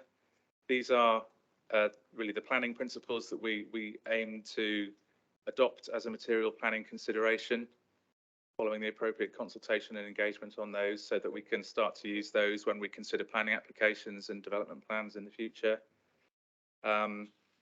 All the guiding principles in the paper will be subject to further analysis and consultation as part of the formal development of those policies in due course, particularly the local transport plan and the local plan, but both of which will have their own engagement processes and statutory consultations. So the detailed financial implications will emerge as we develop those policies. At the moment, these aren't costed policies. They're very much guiding principles and a direction of travel, but I think it's important that we start the journey pointing in the right direction, which is really what this is intended to do. So I think that's all I wanted to say at this stage. I don't know, Alison, if you've got any further points to make, but thank you very much. Just to point out to members, Appendix A, which sets out a draft set of placemaking and movement principles, very important principles. They are in draft. We are intending to undertake a consultation on them. As Mike has just explained, we will be going to scrutiny. We've also got a developer forum planned on the 27th of July, and then there will be further engagement before we adopt them. This is very much in accordance with the direction of travel that's happening nationally. The National Design Guide, some of you may appreciate, it reiterated that patterns of movement are integral to well-designed places, and that successful development depends upon movement network that makes connections to destinations, places and communities, both within the site and beyond. And the National Planning Policy Framework also supports that. Active Travel England have recently become a statutory consultee for planning proposals, and these placemaking and movement principles will help support that. And last week they issued guidance to local authorities on those applications which we don't have to refer to Active Travel England as a consultee, but very much iterating the merits of walking, wheeling and cycling of development proposals. So what we're trying to seek here is to make sure that we can start to incorporate those within our engagement with developers on planning proposals that are coming forward, obviously particularly for the bigger sites, but also for the smaller sites as well. So yeah, start of a journey, hoping to adopt these as material planning considerations so that we can take them into account. Thank you. Thank you, Mike and Alison. Are there any comments from league members or associate league members? I've got Councillor Ruddle first. Ideen. Yeah, thank you, Chair. On recommendation M, will that also include solar technology, Mike? I think the activated dimming and activation is brilliant. We've got that in Somerton already, but I'd like to see some solar on there if that's possible. Okay. Yes, I think we'll be considering all technologies, including solar. Thank you, Fed. My question is just in relation, I don't know whether it's for officers or Councillor Rigby to answer, just in relation to electric vehicles and whether our fleet and everything will move to that, or is there an ambition to do that, or is technology not able to keep up currently?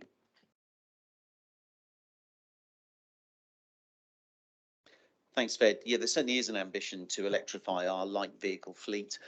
We're trialling at the moment some electric minibuses. They are not without their issues, but it's still fairly new tech when used at that scale. So we'll work through that trial and come up with some recommendations at the end of the process. We'll be continuing to look for additional improvements in that technology, particularly in things like range and charging times. But as it becomes practical to do that, we will certainly be moving towards electric vehicles at the lighter end of the fleet. Thank you. Okay, Sarah? Yes, thank you. Yes, I welcome this strategy, and I think it's really important that we have something like this in place. What I wanted to ask about was our existing network of footpaths, which is very good actually in some places, better than others, but some of them you can't get along anymore. Bridges have fallen down, and we've got a couple in my area, and we haven't got the money to repair them. I understand that takes a long time, but you know, we need to save what we've got, and we need to join up what we've got, because I hope that we will be working on joining up existing footpaths so that they can actually be used by more people, making them more accessible with gates and things like that. I'm a bit worried about, there's no mention, I don't think, of existing networks being joined up.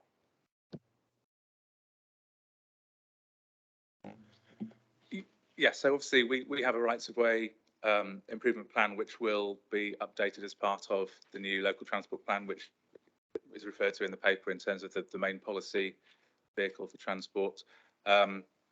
I think we can certainly make more of the existing networks and make more reference to that too. As you say, there's a really good, something like 6,700 kilometres of rights of way network out there that's already used. We have an army of volunteers who help keep that up and running. So I think we're relying on them to continue to do that. But yes, certainly we'll make sure there's more reference to that going forward. Thanks. And on the issue of bridges, we do have a bridge repair and replacement budget, although I do fully accept that it's not perhaps as quick as local members would like, but we are going through a programme of replacing bridges where that is necessary at the moment. Thank you. I've got Dixie online. Good morning, Dixie. Good morning, everyone. So, yes, I really welcome this. I think I don't think we have any choice other than to change the way that we're doing things. We've been doing kind of building more roads to accommodate more cars forever and ever, and we're in a period of transition now where we have to change direction, and for us this is a start. I think Wales has already made that decision. I think this is a really interesting document in the way in which it recognises that transport can't be seen in isolation. So we've got placemaking, we've got the EV strategy, we've got the lighting policy, we've got planning, we've got all sorts of other things in there which are impacted by this kind of move. And I know that at the briefing the other evening, there were points raised by members, some of them around frustrations with the planning system. Parking is an issue that always comes up. And I recognise all of those issues, but I think while we're in this transition period, we have to change our focus, and our focus is to recognise the fact that just investing large amounts of money in building bigger and better roads is not going to solve traffic congestion or the carbon emissions problem. So I think I just want to urge everyone to get them to recognise that it's a beginning, it's a vision, it's a statement of our intention, and there is some detail there, but more detail will have to come. Thank you. Thank you, Dixie. Wise words. I don't think there was anything that needed responding to, but totally agree with everything you said. I see I've got Jill Slocum online again. Hello, Jill. Oh, thank you, Chairman. I have to say I'm slightly confused, and no doubt you'll unconfuse me. I'm a little bit worried that the executive are taking these recommendations and you're agreeing and endorsing and adopting them, and then they'll go to consultation. It feels to me this is the wrong way round. One of the recommendations, or one of the proposals last week, was to build new homes without adequate parking. That will just transpose cars onto other roads. I don't think we are ready. I think in the future, but I don't think we're there yet. And I think to build homes without enough parking only just exacerbates further problems on other roads. And this is a big deal for a lot of areas. Excuse me. And I think that needs to be thought out. The fact that you're endorsing the principles, and then you said you're going to consultation, you're going to scrutiny and everything else. Is it not possible to do this first before and then having the recommendations? Because there are a number of people, when this goes out to consultation, who will have varying degrees of opinions on this, because they're the people, especially our newer estates that are just about to be built. I'm really, really concerned for us as a council. Thank you, Leader. Thank you. Councillor Rigby will respond to that one. Thank you, Chair. Well, in order to go out to consultation, we have to have something to consult on, and that's what we're being asked to do here. We're being asked to agree that this is the basis of the consultation. It'll go to scrutiny, it'll go to members of the public, and we'll hear what they've got to say about it. But I think the point that you raise about parking is an interesting one.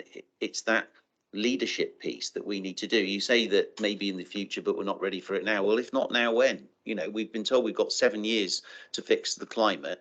Frankly, I think that may be a bit of an exaggeration. If you look at this week or last week, I think we had the 3 hottest days in world history. We've just had the hottest June in this country. We've got the sea temperature is off the charts, literally, around the UK at the moment. We need to lead on this. And if that means slightly amending the parking standards, I mean, it was exactly that kind of thing that caused me to make the comment that I did about South West councils. The complete absence of leadership on climate from central government to prepare the people of the UK for the changes that are going to be made. It's not going to be just segueing nicely from internal combustion engine cars into electric cars. There are going to be some quite major changes to the way that everyone has to live in this country, and there's just nothing. So that when you make a small change like changing the parking standards, the risk is that people do get upset about it because they've not been prepared for the changes ahead. Thank you. Thank you. I've got Diogo next. Thank you.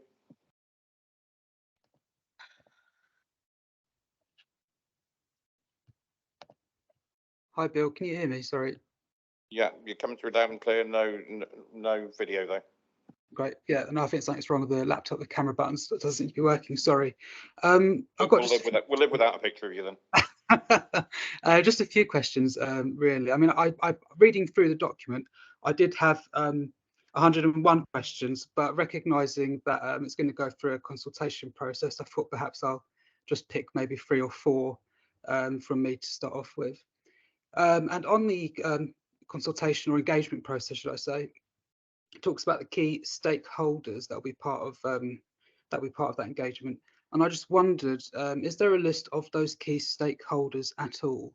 Specifically, I'm wondering if our brand new shiny LCNs are going to be part of that engagement process this summer, which I would suggest they should be, if they're not going to be, considering they are the local voice as we have promoted them. I'll ask you a second question and then I'll take a break for the other 2. And I'm wondering, in a rural county like Somerset, where car travel is essential for, you know, getting to accessing basic services, and we know about the dispersed communities, lack of alternative infrastructure, I just wondered how these proposed policy principles will address the challenge there is there of reducing reliance on cars whilst ensuring access to some essential services are retained. Just looking around for who's going to respond. Michael Jones first. If I give way to the members first. Yeah, so sorry, I wasn't sure whether Ros was making a new point or a response to this point. I was just going to remind members that we have already taken a paper through the council on how we consult with the public. And maybe we need to look at that again to make sure that LCNs are included. Thank you, Mike. Yeah, so from my point of view on the transport plan, we have got stakeholder lists that we've used in the past for preparing transport policies and plans, and the intention is to refresh those. So there's a process to go through to agree those. I'm very happy to talk to Diogo to make sure there's any stakeholders that he'd like to see there. In terms of LCNs, yeah, there'll be a great vehicle for these kind of plans and policies in terms of a consultative group. Obviously, we want LCNs to be coming at things from their own place, I think, and rather than sort of trying to put a prescribed process onto LCNs, it would be quite useful to find out from LCNs how they would like to engage with this, and they may well want to do it differently according to their, you know, their own needs. But certainly, as a general principle, yes, I'd certainly like to engage with them. On the local plan, I think, Alison, do you want to? Yeah, we as Ros has mentioned, we have a draft statement of community involvement which sets out how we will consult, and we will make sure that that also includes LCNs. Okay, and Mike. Thanks. And in response to the second question about modal shift, no one expects car use to suddenly stop. You know, no one's going to try and do that. What we're trying to do is to make the alternatives easier. We know in a rural county like Somerset, car use is going to continue to be important. Paragraph 21 of the report refers to the Town and Country Planning Association's work on rural mobility. That will feed into this policy. It's, I think, just to give you a quick example, during school holidays, traffic typically reduces by something like 20%. And most people are quite content when the congestion is reduced to that sort of level. So what we're effectively asking people to do who are currently driving a car is to make 1 in 5 of their journeys by another means. Now, for some people that won't be possible. We fully accept that. But for many people, it is. It will be possible to do that. So that's the goal here, really, is to try and drive down car use where it's perhaps deemed as unnecessary, or there is a sensible alternative for all the reasons that we've discussed today, for climate, for congestion, for air quality, for health and well-being. There's so many reasons why we need to move away from the dominance of the car, but no one's suggesting for a minute that we're going to ignore the importance of car transport. Thank you. Liz, did you want to add to that? Yeah, this won't help with the argument about reducing car transport, but something I read recently I found very interesting, which was the possibility of developers building car ports rather than garages, so that they are used for storing cars rather than garages being used for storing stuff, not cars. I just thought it was a really interesting idea. Thank you for that. Ros, did you want to add a second answer to this one? If I may, in response to carports rather than garages, I think most people recognise that modern estates have some of the smallest houses in Europe we build, and garages nowadays are often not big enough for cars, and therefore the issue is you want safe storage for your bicycles and for general storage. I think the point behind carports is actually, if they're used not for car parking, then actually you're reducing the overall availability of car park spaces. And so there is a dichotomy there between trying to reduce the number of car spaces, but at the same time recognising another role, but that's for another day. So I think we're starting to get into detail, which isn't part of a high level paper. So we could perhaps move on the conversation there, please. Diogo, you said you had about 100 questions. You've asked 2 so far. How many I've only got 2 more. How many more are you proposing to ask? Just 2 more for today. Okay, thank you. So did we do it? So, I've got 3 okay, other hands up, and I think unless, and I've got 1 in the room as well. Is it 1 or 2 in the room? 2 in the room. Can we make our future comments and questions quite direct, please, and answers? Thank you. Thank you. Just one comment on the response then. I'm not quite sure if the LCNs are going to be part of that engagement process this yes, summer. yes, unless they don't want to, was I think the answer. Right, thank you. So on the document, there was a section around shifting away from increased highway capacity for private cars, and also that will only be considered as a last resort. So I just wondered what, how the approach is going to be balanced with the needs, again, of rural areas where you have lots of narrow roads, lack of pavements, which already pose challenges for pedestrians and cyclists. And also what the criteria and conditions are going to sort of be when looking at increasing capacity just for private cars as a last resort, to determine when and where increasing that capacity is necessary, and also how it would align with the reduction or the goal to reduce carbon emissions. So really around that highway capacity question. And then the last question, which I'll ask now, because you don't have to come back to me, Bill, is within a recent document around parking, and also this document does reference quite a bit around parking and parking charges. There was a reference around working towards reducing car parking provision and increased parking charges as a way of kind of moving people away from using private vehicles. Now, I just wondered, considering the financial position the council's in, or potentially looking at, I wondered what Jason's thoughts are in terms of the potential loss of income as a result of reducing parking availability. As we know, the Crescent car park so far has shown a loss of income as a result.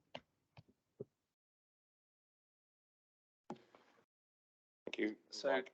just responding to the point about highway capacity, I think this is, it's the order of doing things. I think that's important, that when we come to consider new development proposals, we will be pushing really hard for sustainable travel solutions and treating additional highway capacity for what are predominantly single-use private cars as being the last resort, if we absolutely have to do that. I think there, as was mentioned in the question, there are different circumstances in different places. The rural issues will be very different to the urban centres. So I think the conversations in rural areas may not necessarily be the same as those in urban areas, and we'll apply appropriate measures to appropriate places. Obviously, in the rural context, there are some very difficult roads, narrow roads, poor provision for pedestrians, etc., which is mentioned in the paper. So certainly we would want to continue improving the environment for those people, and if that includes widening the road to create a footway, etc., then we will certainly be looking at doing those sorts of things. So I think it's just being very careful about the solutions that we apply and making sure that we're thinking things through in the right order and in the right place. In terms of the parking standards and working towards reduced parking provision, I think that this will come out when we go through the carbon evidence base for transport very carefully, and we'll start to do that in the scrutiny committee, just explaining what the different policy levers are that we have and the impact that they have on carbon. If we're starting to work within a carbon budget as well as a financial budget, then we may need to make some difficult decisions and choices about things like parking. At this stage, I just leave it that there's an evidence-based discussion to be had about what impact parking changes could have, understanding the carbon impact of those versus the financial impact, and then coming to some decisions as a council. So it's a conversation to be had, I think, at this stage. Thank you. Liz and then Mike. And I just wanted to make the point that provision of on and off street parking and reviewing that is a really difficult task. The only good news is that it's one council now, and that you're not working across districts and county with their different responsibilities. Well aware from my district time that it is a very difficult task, and people have very fixed views on what they consider necessary. Thank you. And Mike. Thanks, I'll be brief. With regard to highway capacity, I think it's also important to make the point that we are looking, instead of just putting cycle paths or active travel paths down the side of existing roads, we're looking for more off-road solutions. There are several benefits for that. They're more pleasant for families to use when they're away from speeding traffic, but also as we've seen in recent times, they're easier to build when they're not on the edge of a major highway. I'd also just add to the point, perhaps before Jason comes in, on parking revenue, that at least some of any parking revenue lost will be offset by increased income from electric vehicle charging. Thank you. Yeah, I think it's already been touched on in terms of the financial stuff. Yes, we need to review that as part of being one council now, and there'll be a balancing act and some difficult decisions as we move forward, but it's all part of the mix of everything else that we do and how things are changing. I think we are seeing in finance world, carbon accounting is the new sexy beast that we're all kind of looking forward to getting into. None of us quite know how it's all going to work yet, but it is the new kid on the block that will start to drive our financial reporting in a very different way. So the statement of accounts that have been published this year, I think when you look in 2 or 3 years' time, they'll be really different to what's disclosed in them, and the carbon accounting will be a key part of that. Well, that's a sexy beast we can look forward to on our agenda coming down the line of this. So back onto my list, I've got Councillor Dave Mansell. Good morning, Dave. Ah, yes. Good morning. We can see a I don't know beautiful where, picture, but we can't see you. well, yes, I'm surprised at that myself. I've turned my camera on and my background's appeared and I haven't. So obviously a setting's Well, gone astray somewhere. it's a great disappointment, but we'll enjoy the view. Yeah, it's a view of my ward, so do please enjoy it. We do here. Right, yes, thank you very much. I will say I do think this policy is going in the right direction, and clarification provided by both of the mics has been helpful. That said, I do really feel this report should have gone to scrutiny before coming to executive, and it's somewhat of a disappointment that that hasn't happened, especially as it means feedback from scrutiny is too late for you to consider today, which is what would normally be expected. I was also away last week, so I wasn't able to attend the briefing, but caught up with the recording last night. I have a number of comments, but I will only make one now, a concern that I have, and I will save the rest for scrutiny next week. And my comment concerns an element of detail that actually has crept into the principles. So it's recommendation K on page 132. And part of it is fine. The bit on council vehicles up to 3.1 tonners being electric, that is good and definitely the right way forward. There's a problem though with what is said about larger vehicles, where it is said that alternative fuels will be adopted instead. That is not the right way forward. Electric power is the best option and should be adopted for larger vehicles too, where it's realistic and cost effective. And in other parts of the countries, buses and refuse collection vehicles are electric powered already. There are issues of range and the technology is developing, but the idea that we should just be looking at alternative fuels is not right. It's mentioned that hydrogen is given an example, and that may be needed, especially for the largest vehicles. But it's important to be aware that compared to electric, even clean hydrogen is less inefficient and is expected to cost more. You need to the details here are important, and we've got detail in the policy and the principles. You need to understand the source and limits on supply here, and clean hydrogen is produced using electricity, but there are losses in the process. So it is better to use the electricity direct. It is inefficient to convert it to hydrogen first. Now, there are different sources of hydrogen. Some of them can involve fossil fuels, and the fossil fuel industry are pushing those hard. But there are problems there, and it's possible that the carbon emissions could be higher from those sources of hydrogen than from using the fossil fuels direct. Now, at the briefing, it was mentioned the alternative fuels could also be biofuels. Well, that opens up a whole another set of cans of worms and could also be a bad move. I'm coming to the end of the detail on what I wish to suggest. Thank you. But I think you need to understand why, and no information's been given in the report on why this proposal has been made. So, and biofuels, just briefly, there is a risk that they can be sourced from tropical countries and contribute to deforestation. And these are real risks and things that are happening. So it's important, if we're doing these for environmental reasons, it's important that we do the right things. And policy K does not look like it's doing, recommendation K does not look like the right thing. What I would suggest, I've thought, what's the simplest way of dealing with this now? And clearly it would have been dealt with at scrutiny if this report had come to scrutiny first, but that didn't happen. And I suspect there's other bits that will be improved after scrutiny's take a look as well, but there we go. What I would suggest is just adding some words. So in the second bit of K, after we will adopt, if it would read instead, we will adopt electric or consider alternative fuels. So just 3 words to add in, electric or consider.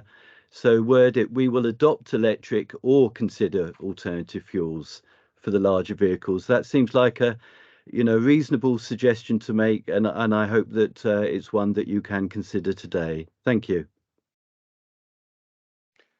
Thank you, Dave. I think Mike Rigby is going to reply. Can we be mindful of the time, please, Mike? Indeed, thanks, Chair.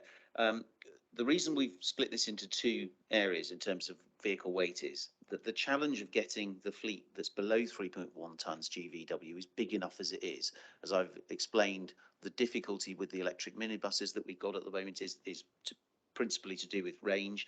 I'm aware that there are electric refuse collection vehicles and electric buses, but they typically operate in densely populated urban areas, not sparsely populated, often very hilly rural areas. So I think that's the reason we've set this out like this. But, you know, clearly if a new type of vehicle with better batteries, better range and better charging times comes available, then we will look at that. But I think what Councillor Mansell has proposed is the beginnings of a fabulous consultation response rather than necessarily something we need to pick up here today. And I think with regard to the hydrogen element, we specifically put that in there because hydrogen has a higher energy density than battery propelled vehicles. So we expect that that will become a viable option first. But as I say, if it comes to the point where electric vehicles of a larger weight are practicable, why would we not take them on? But I don't think that's a change for today.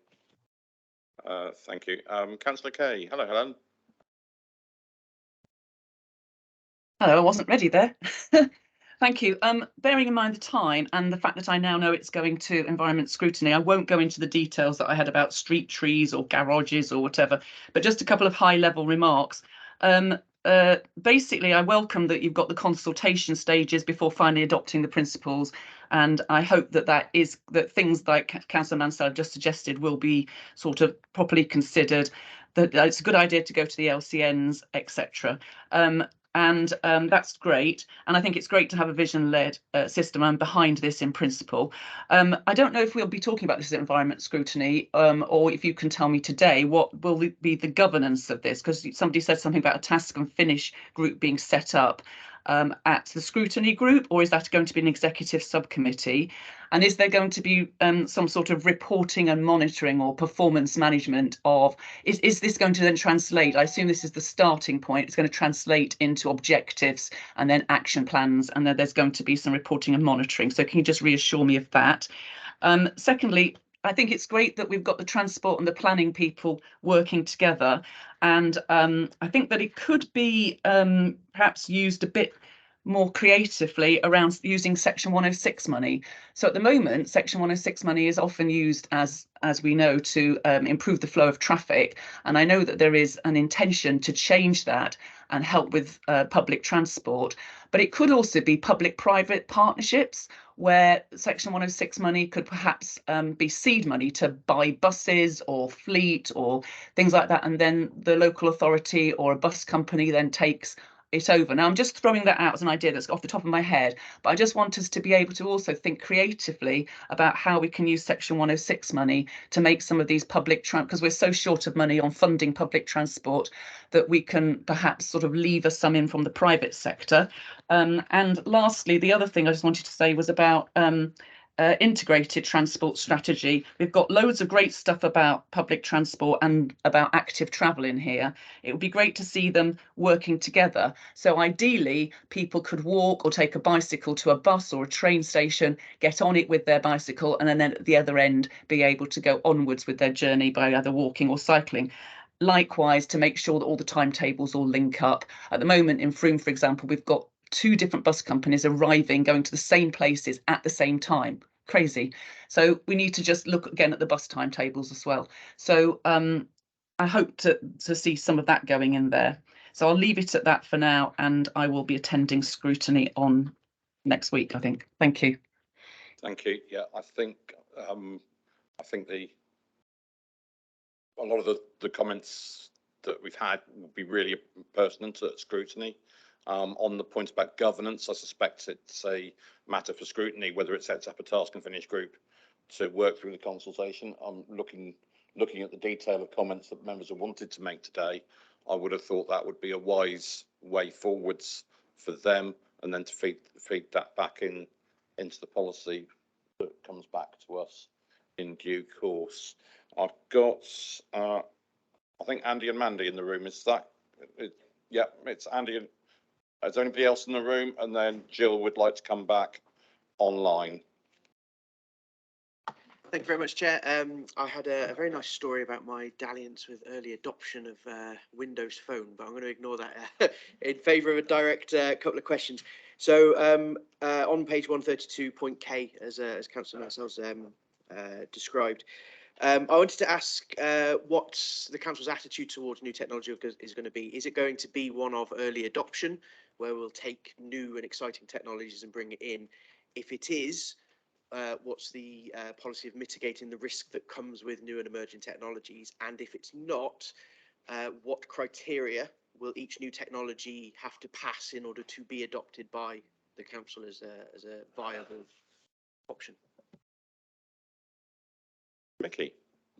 Yeah, probably haven't got time to go into detail. I guess the key point is a much more rounded approach. So, for example, the learning through the Somerset Waste Partnership in terms of biofuels we've shared with Mike in terms of new highways contract procurements. Frankly, we can't afford to be absolutely at the cutting edge. Hence the balanced approach I think we've taken in terms of trying a few minibuses where the desktop and then the early trials work, and that's what we use with the one electric vehicle in waste. And so I think that thrust will be dictate our approach, but doing it in a more rounded way. So actually the learning in one part of the council informs others, and we want to do that also with key organisations. There are a lot of distribution companies, for example, in Somerset. There's lots of learning to share. Thank you, Andy and Mandy.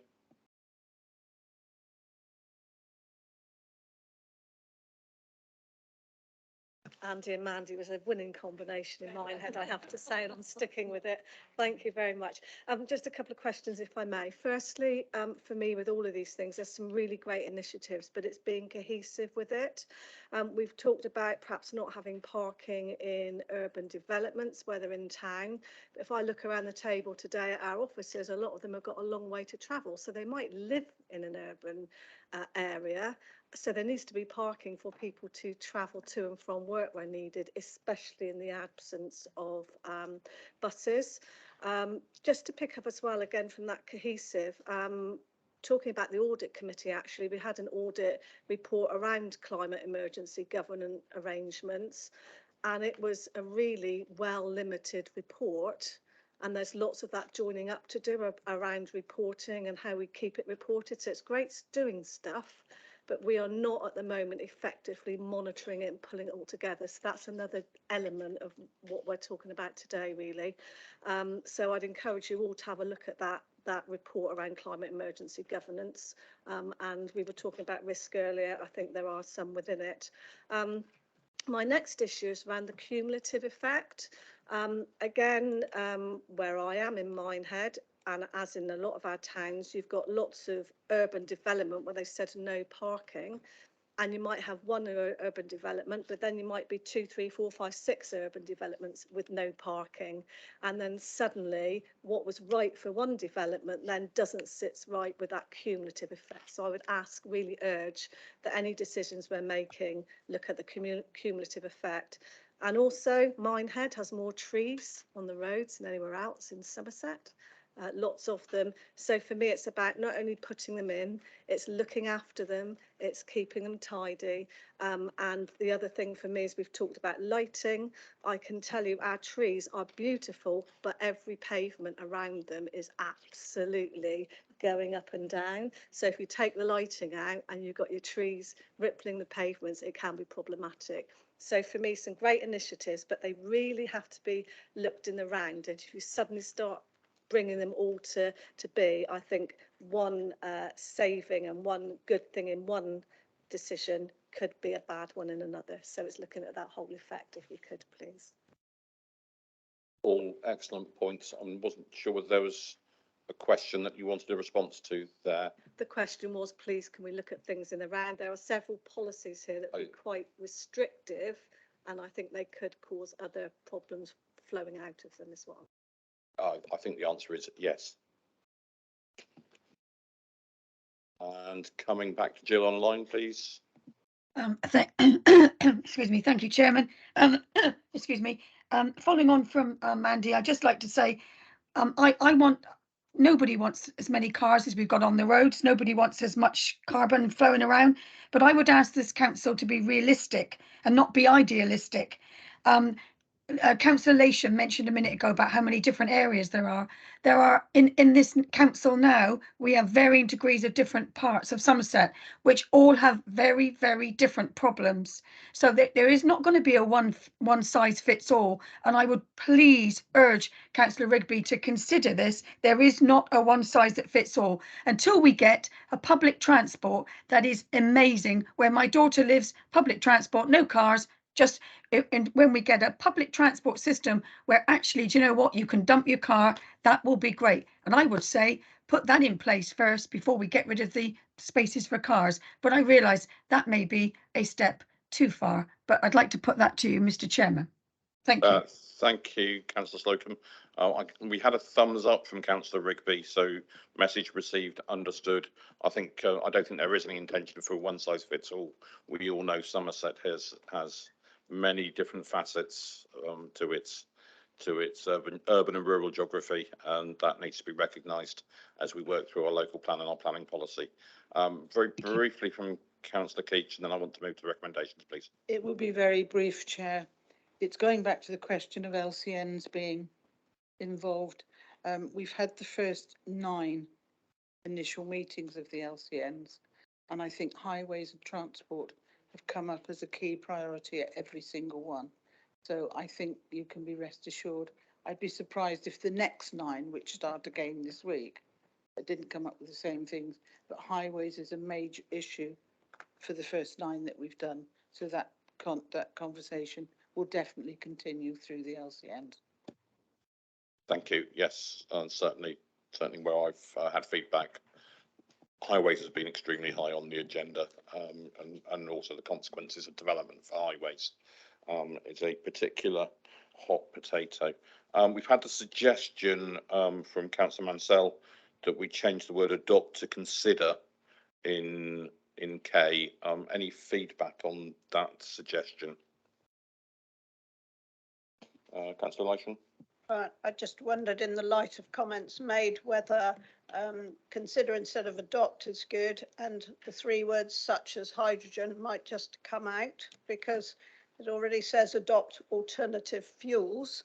We don't need to be specific in this report. Alternative fuels are exactly what it says. So if we change 1 word and take out 3, I think we may have something that leaves members a bit happier.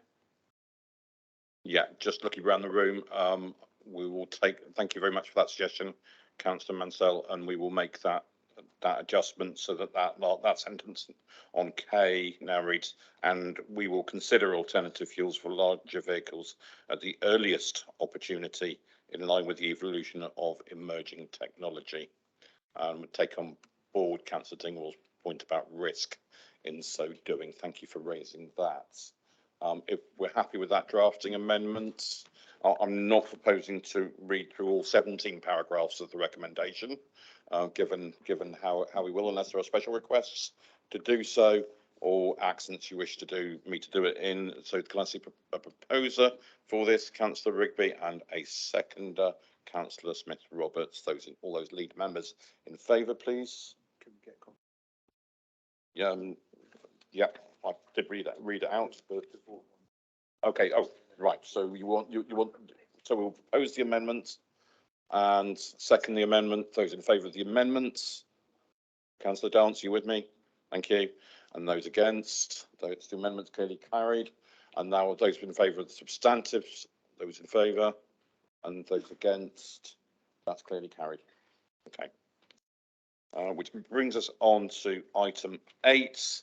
The amended local plan variation to the order of 16th of December 2022, which is a supplement to our agenda, and Councillor Ros Wyke will introduce.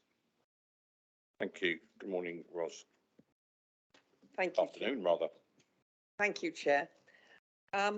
First of all, this is a late paper, and my apologies, and it's quite a technical paper as well.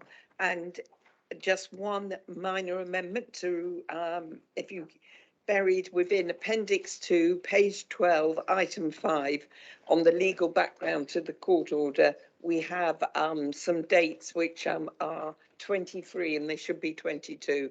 I think it's self-evident when you've read it. Just to remind people, the existing district local plans still are in existence until 2029. And though we're planning a new local plan for the new Somerset Council, that won't be in existence to 2028. So this is an ongoing operational paper.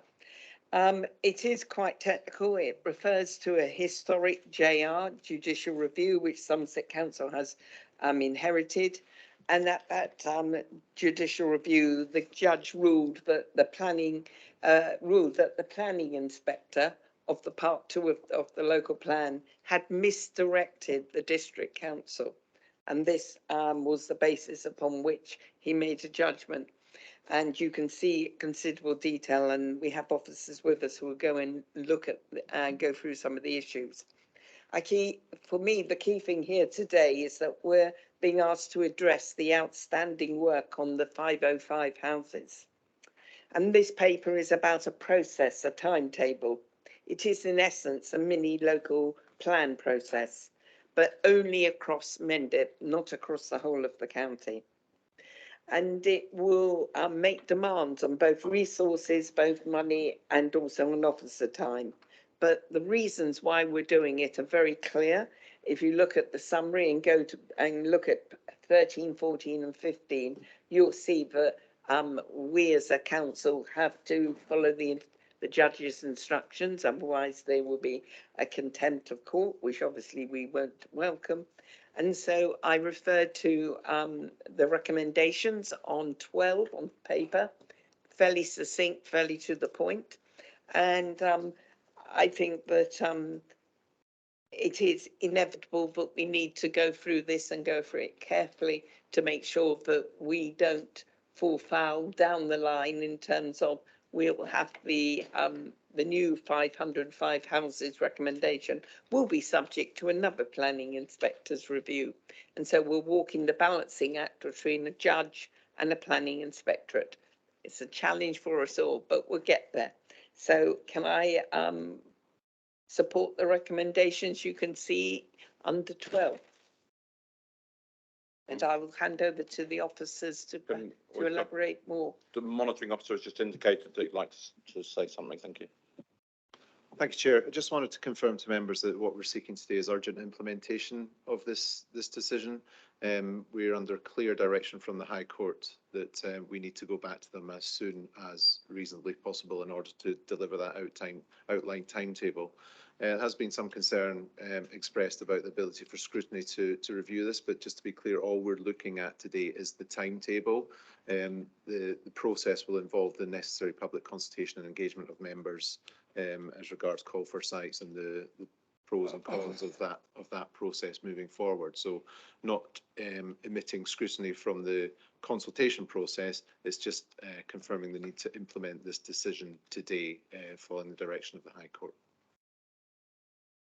Thank you for the clarification on that point. And who's kicking us off? Alison. Yes, thank you, Chair.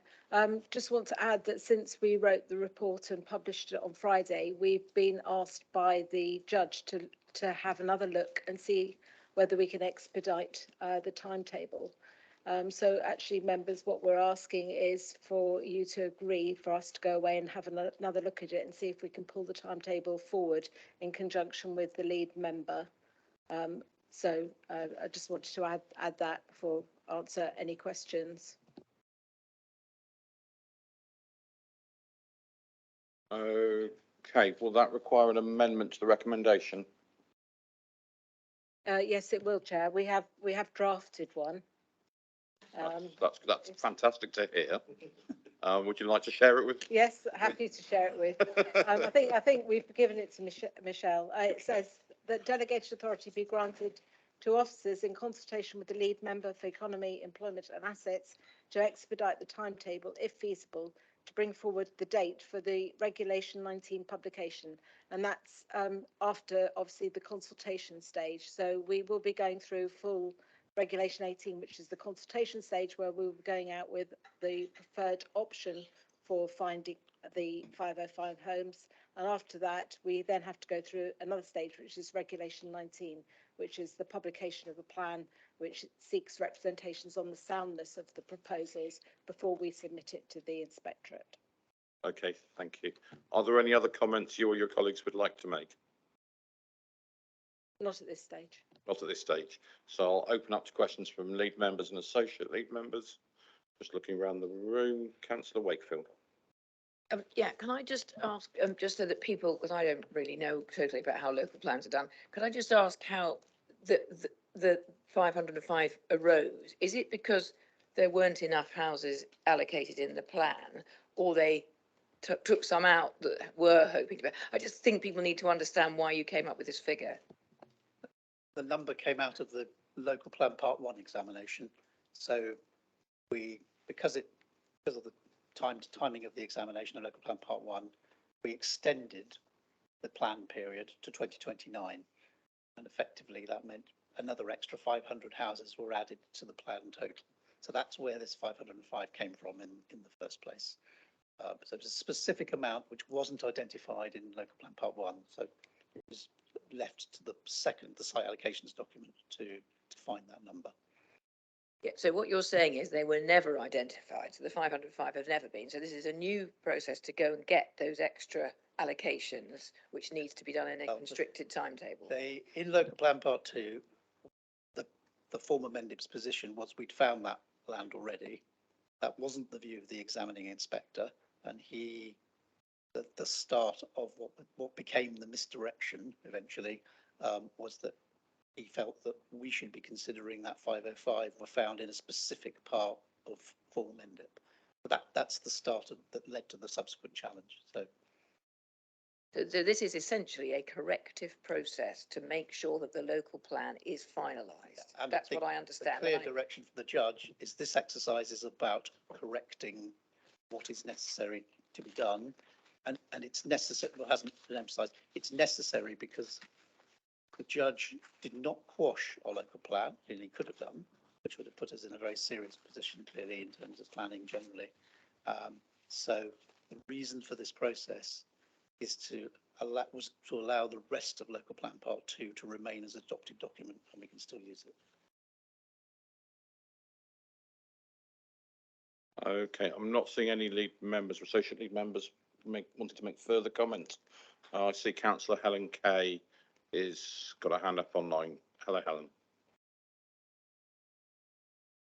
Hello.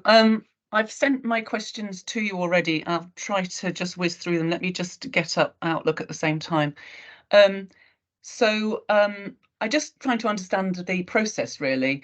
When we do a call for sites, is this a developer-led process where we basically get a whole load of developers like Persimmon, etc., that come in and say, we want to build on this field here and that field there? Or can communities, like, for example, Frome Town Council, say, we'd prefer it if you built over on that side of town? So that's the first stage. I need to understand that stage. Also, does this mean, because when Mendip was taken to court by Norton St Philip Parish Council, and the inspector said that we need to give more weight to the core spatial policies and direct housing to the more supposedly sustainable towns, does this mean that because of the phosphate problem also, that most of these sort of deliverable sites are going to be in Frome, around Frome, south of Norton St Philip, and parts of Wells, which I don't think are affected so much by the north part of Wells by phosphates, but I might be wrong on that. Does that mean that the towns are going to be, those towns on the east side of what was Mendip are going to be the most at risk for these extra houses? And do they have to be deliverable by 2029? I mean, does it have to be, do these 505 have to coincide with the end of the plan period? And the other thing is that we have had some windfall sites. So we have had some houses that have been built that were not allocated, like 63 were put in Colford that were not allocated. Now, I was on the planning board at the time, and as I understood it, we're short of a 5-year housing supply. So that's how it was viewed. But can we consider those to be that we've delivered some of those 505, or would that be double counting? So I'm just trying to understand the process here. I don't know if you want to take those three first, and then I'll come back to my other three questions. Thank you. I'd be delighted to take them three at a time. I think that would be the easiest way. Alison, Yes, you have to take those? I'm going to start off. The call for sites will be a general call for sites across the eastern part of Somerset, i.e. the former Mendip district. That's where we've got to find the sites to meet the requirement. It will be up to 2029 because that's the current plan period for the Mendip plan. And we will be assessing the sites as to whether or not they are available, suitable and deliverable, which are the tests that will be under examination. So once we've got the call for sites, those will go through a thorough assessment process, and then we will have to look, as required by the legislation, at all reasonable alternative options for delivering those number of homes. We will need to go through a process of sustainability appraisal. We will need to do the habitat regulations assessment, which obviously will look at the impact of phosphates. And then we will come up with our preferred option, which will go out to the Regulation 18 consultation. And members of the public, stakeholders, everybody will be able to comment on the preferred option, but they will also see the other options that we've looked at and discounted. It will be a fully public and transparent process undertaken on site, so the call for sites information will be available for anyone who wants to put all the sites. In terms of the windfall question that you asked, we officers have got to look into that and how much is being delivered and to what extent we can take it into account. We will be taking legal advice on that. Okay, oh, that's great, thank you. So my other thing was that so it sounds like it might be, if they're going to be deliverable, if they've got to be deliverable, that there is going to be a bias towards the eastern side of the old Mendip. That's obviously slightly worrying for me because I've already had a lot of development in my division. So what about the applications? This relates to what somebody said earlier, the chap from the parish council, that where applications that are currently live, sometimes they go into the system and they can take, because if they're big applications, a year or before they're actually heard at planning board. Can some of those applications that are sort of currently outside the allocated sites in our local plan part 2, and that we are considering because we haven't got a 5-year housing supply, can they sort of be redesignated into the 505? I mean, obviously it will be up to the developer to request that and to apply for that. So can they be partly considered? And then I've also, this is a question I copied Theo in, and I wanted to congratulate Theo because he's for his new position on cabinet. But I think you're partly might be responsible for this, which is I would really like to be able to see what happened last time round when we did this and look at the process from last time, because otherwise I wouldn't have had to ask some of these questions about the process. But I can't see any of the old Mendip pages. I mean, this might be another question, and I can come back to Theo perhaps in a different forum about that. So going on to my last point, which was that you said something about that you as officers have to assess everything and then you come up with some preferred options, and I'm pleased to hear that it's going to be a transparent process. I think that some of the people that might put in to develop a field around Glastonbury, we know that there's going to be problems with phosphates there, and some of that process is going to be a little bit of a tick box exercise because we kind of know that they're going to be quite low on the list of the preferred options because of the phosphates issue. So is there going to be any, when you say oversight and transparency, is there going to be, similar to my last question on the last point, last agenda item, is there going to be any kind of task and finish group or any kind of oversight and governance by councillors on this, pulled from across the old, what was the old Mendip area, because they're the people that are going to be affected? Who is it going to be? Who is going to have the governance of this, or is it just going to be a portfolio holder matter? Thank you. So just take your last point first. We haven't agreed what the governance arrangements was, but clearly there will need to be significant member engagement, and we need to discuss with the lead member exactly how that will be taking place. Our focus in the last week has been to agree the timetable and the process in order to meet the court requirements. So we haven't sorted out the details of that. In terms of whether current planning applications, yes, they will be taken into account because they will be deemed to be available sites if those current planning applications. So they will form part of the portfolio of sites that we will need to consider and look at options for. Okay, can I just come back on that last point? As you might be aware, Alison, there is an application for 1,700 homes in my ward, which is not allocated in local plan part 2. That is far larger amount than the 505 that we're looking for. Will something like that be able to be broken down at this point, or does something like that large application still need to be considered as a whole? Because I can imagine that it might be easier to take 3 or 4 current live applications and make the 505 out of those. Well, clearly that will be an option, but not necessarily the preferred option that members and this council will want to go for. Yes, obviously we can look at that as part of the work going forward. Okay, I'm not saying I want that to happen necessarily, but I'm just saying I'm trying to see how it might pan out and what the different options are. Okay, thanks very much for the clarifications. Thank you for your questions, Helen. Thea, did you want to comment as you've been named? Yeah, just briefly, just to say thank you very much for your kind words, Helen. I take on board your comments about the historic papers, and I'll try and get an answer to you on that shortly. That's great, thank you, Thea. Councillor Lyshawn. Historic papers, I just had a look, all the county council papers are up and the Somerset West and Taunton papers are up. Perhaps we could just make a request that the Mendip papers come next. There was appropriate nodding around the room, Helen, for you on that. And there's one further quick point I wanted to make. Well, clearly, this is an exercise which has to be submitted back to a planning inspector. So the process we get to by submitting the sites will have to be fully justified in the documents that people can see, and also submit representations. I think the only issue to say is this is a different exercise from the 505 work that was done as part of the local plan examination.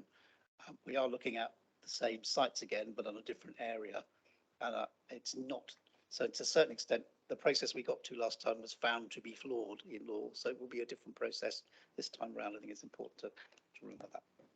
Thank you. okay, thank you for that clarification. Are there any more questions or comments?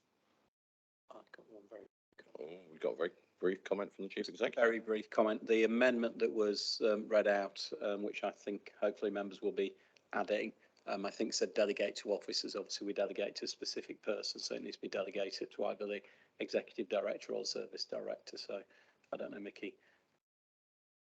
the service director. So thank you. Okay, so it now reads that delegated authority be granted to the service director in consultation with the lead member for economy, employment and assets to expedite the timetable if feasible to bring forward the date for the Regulation 19 publication and submission of the allocations.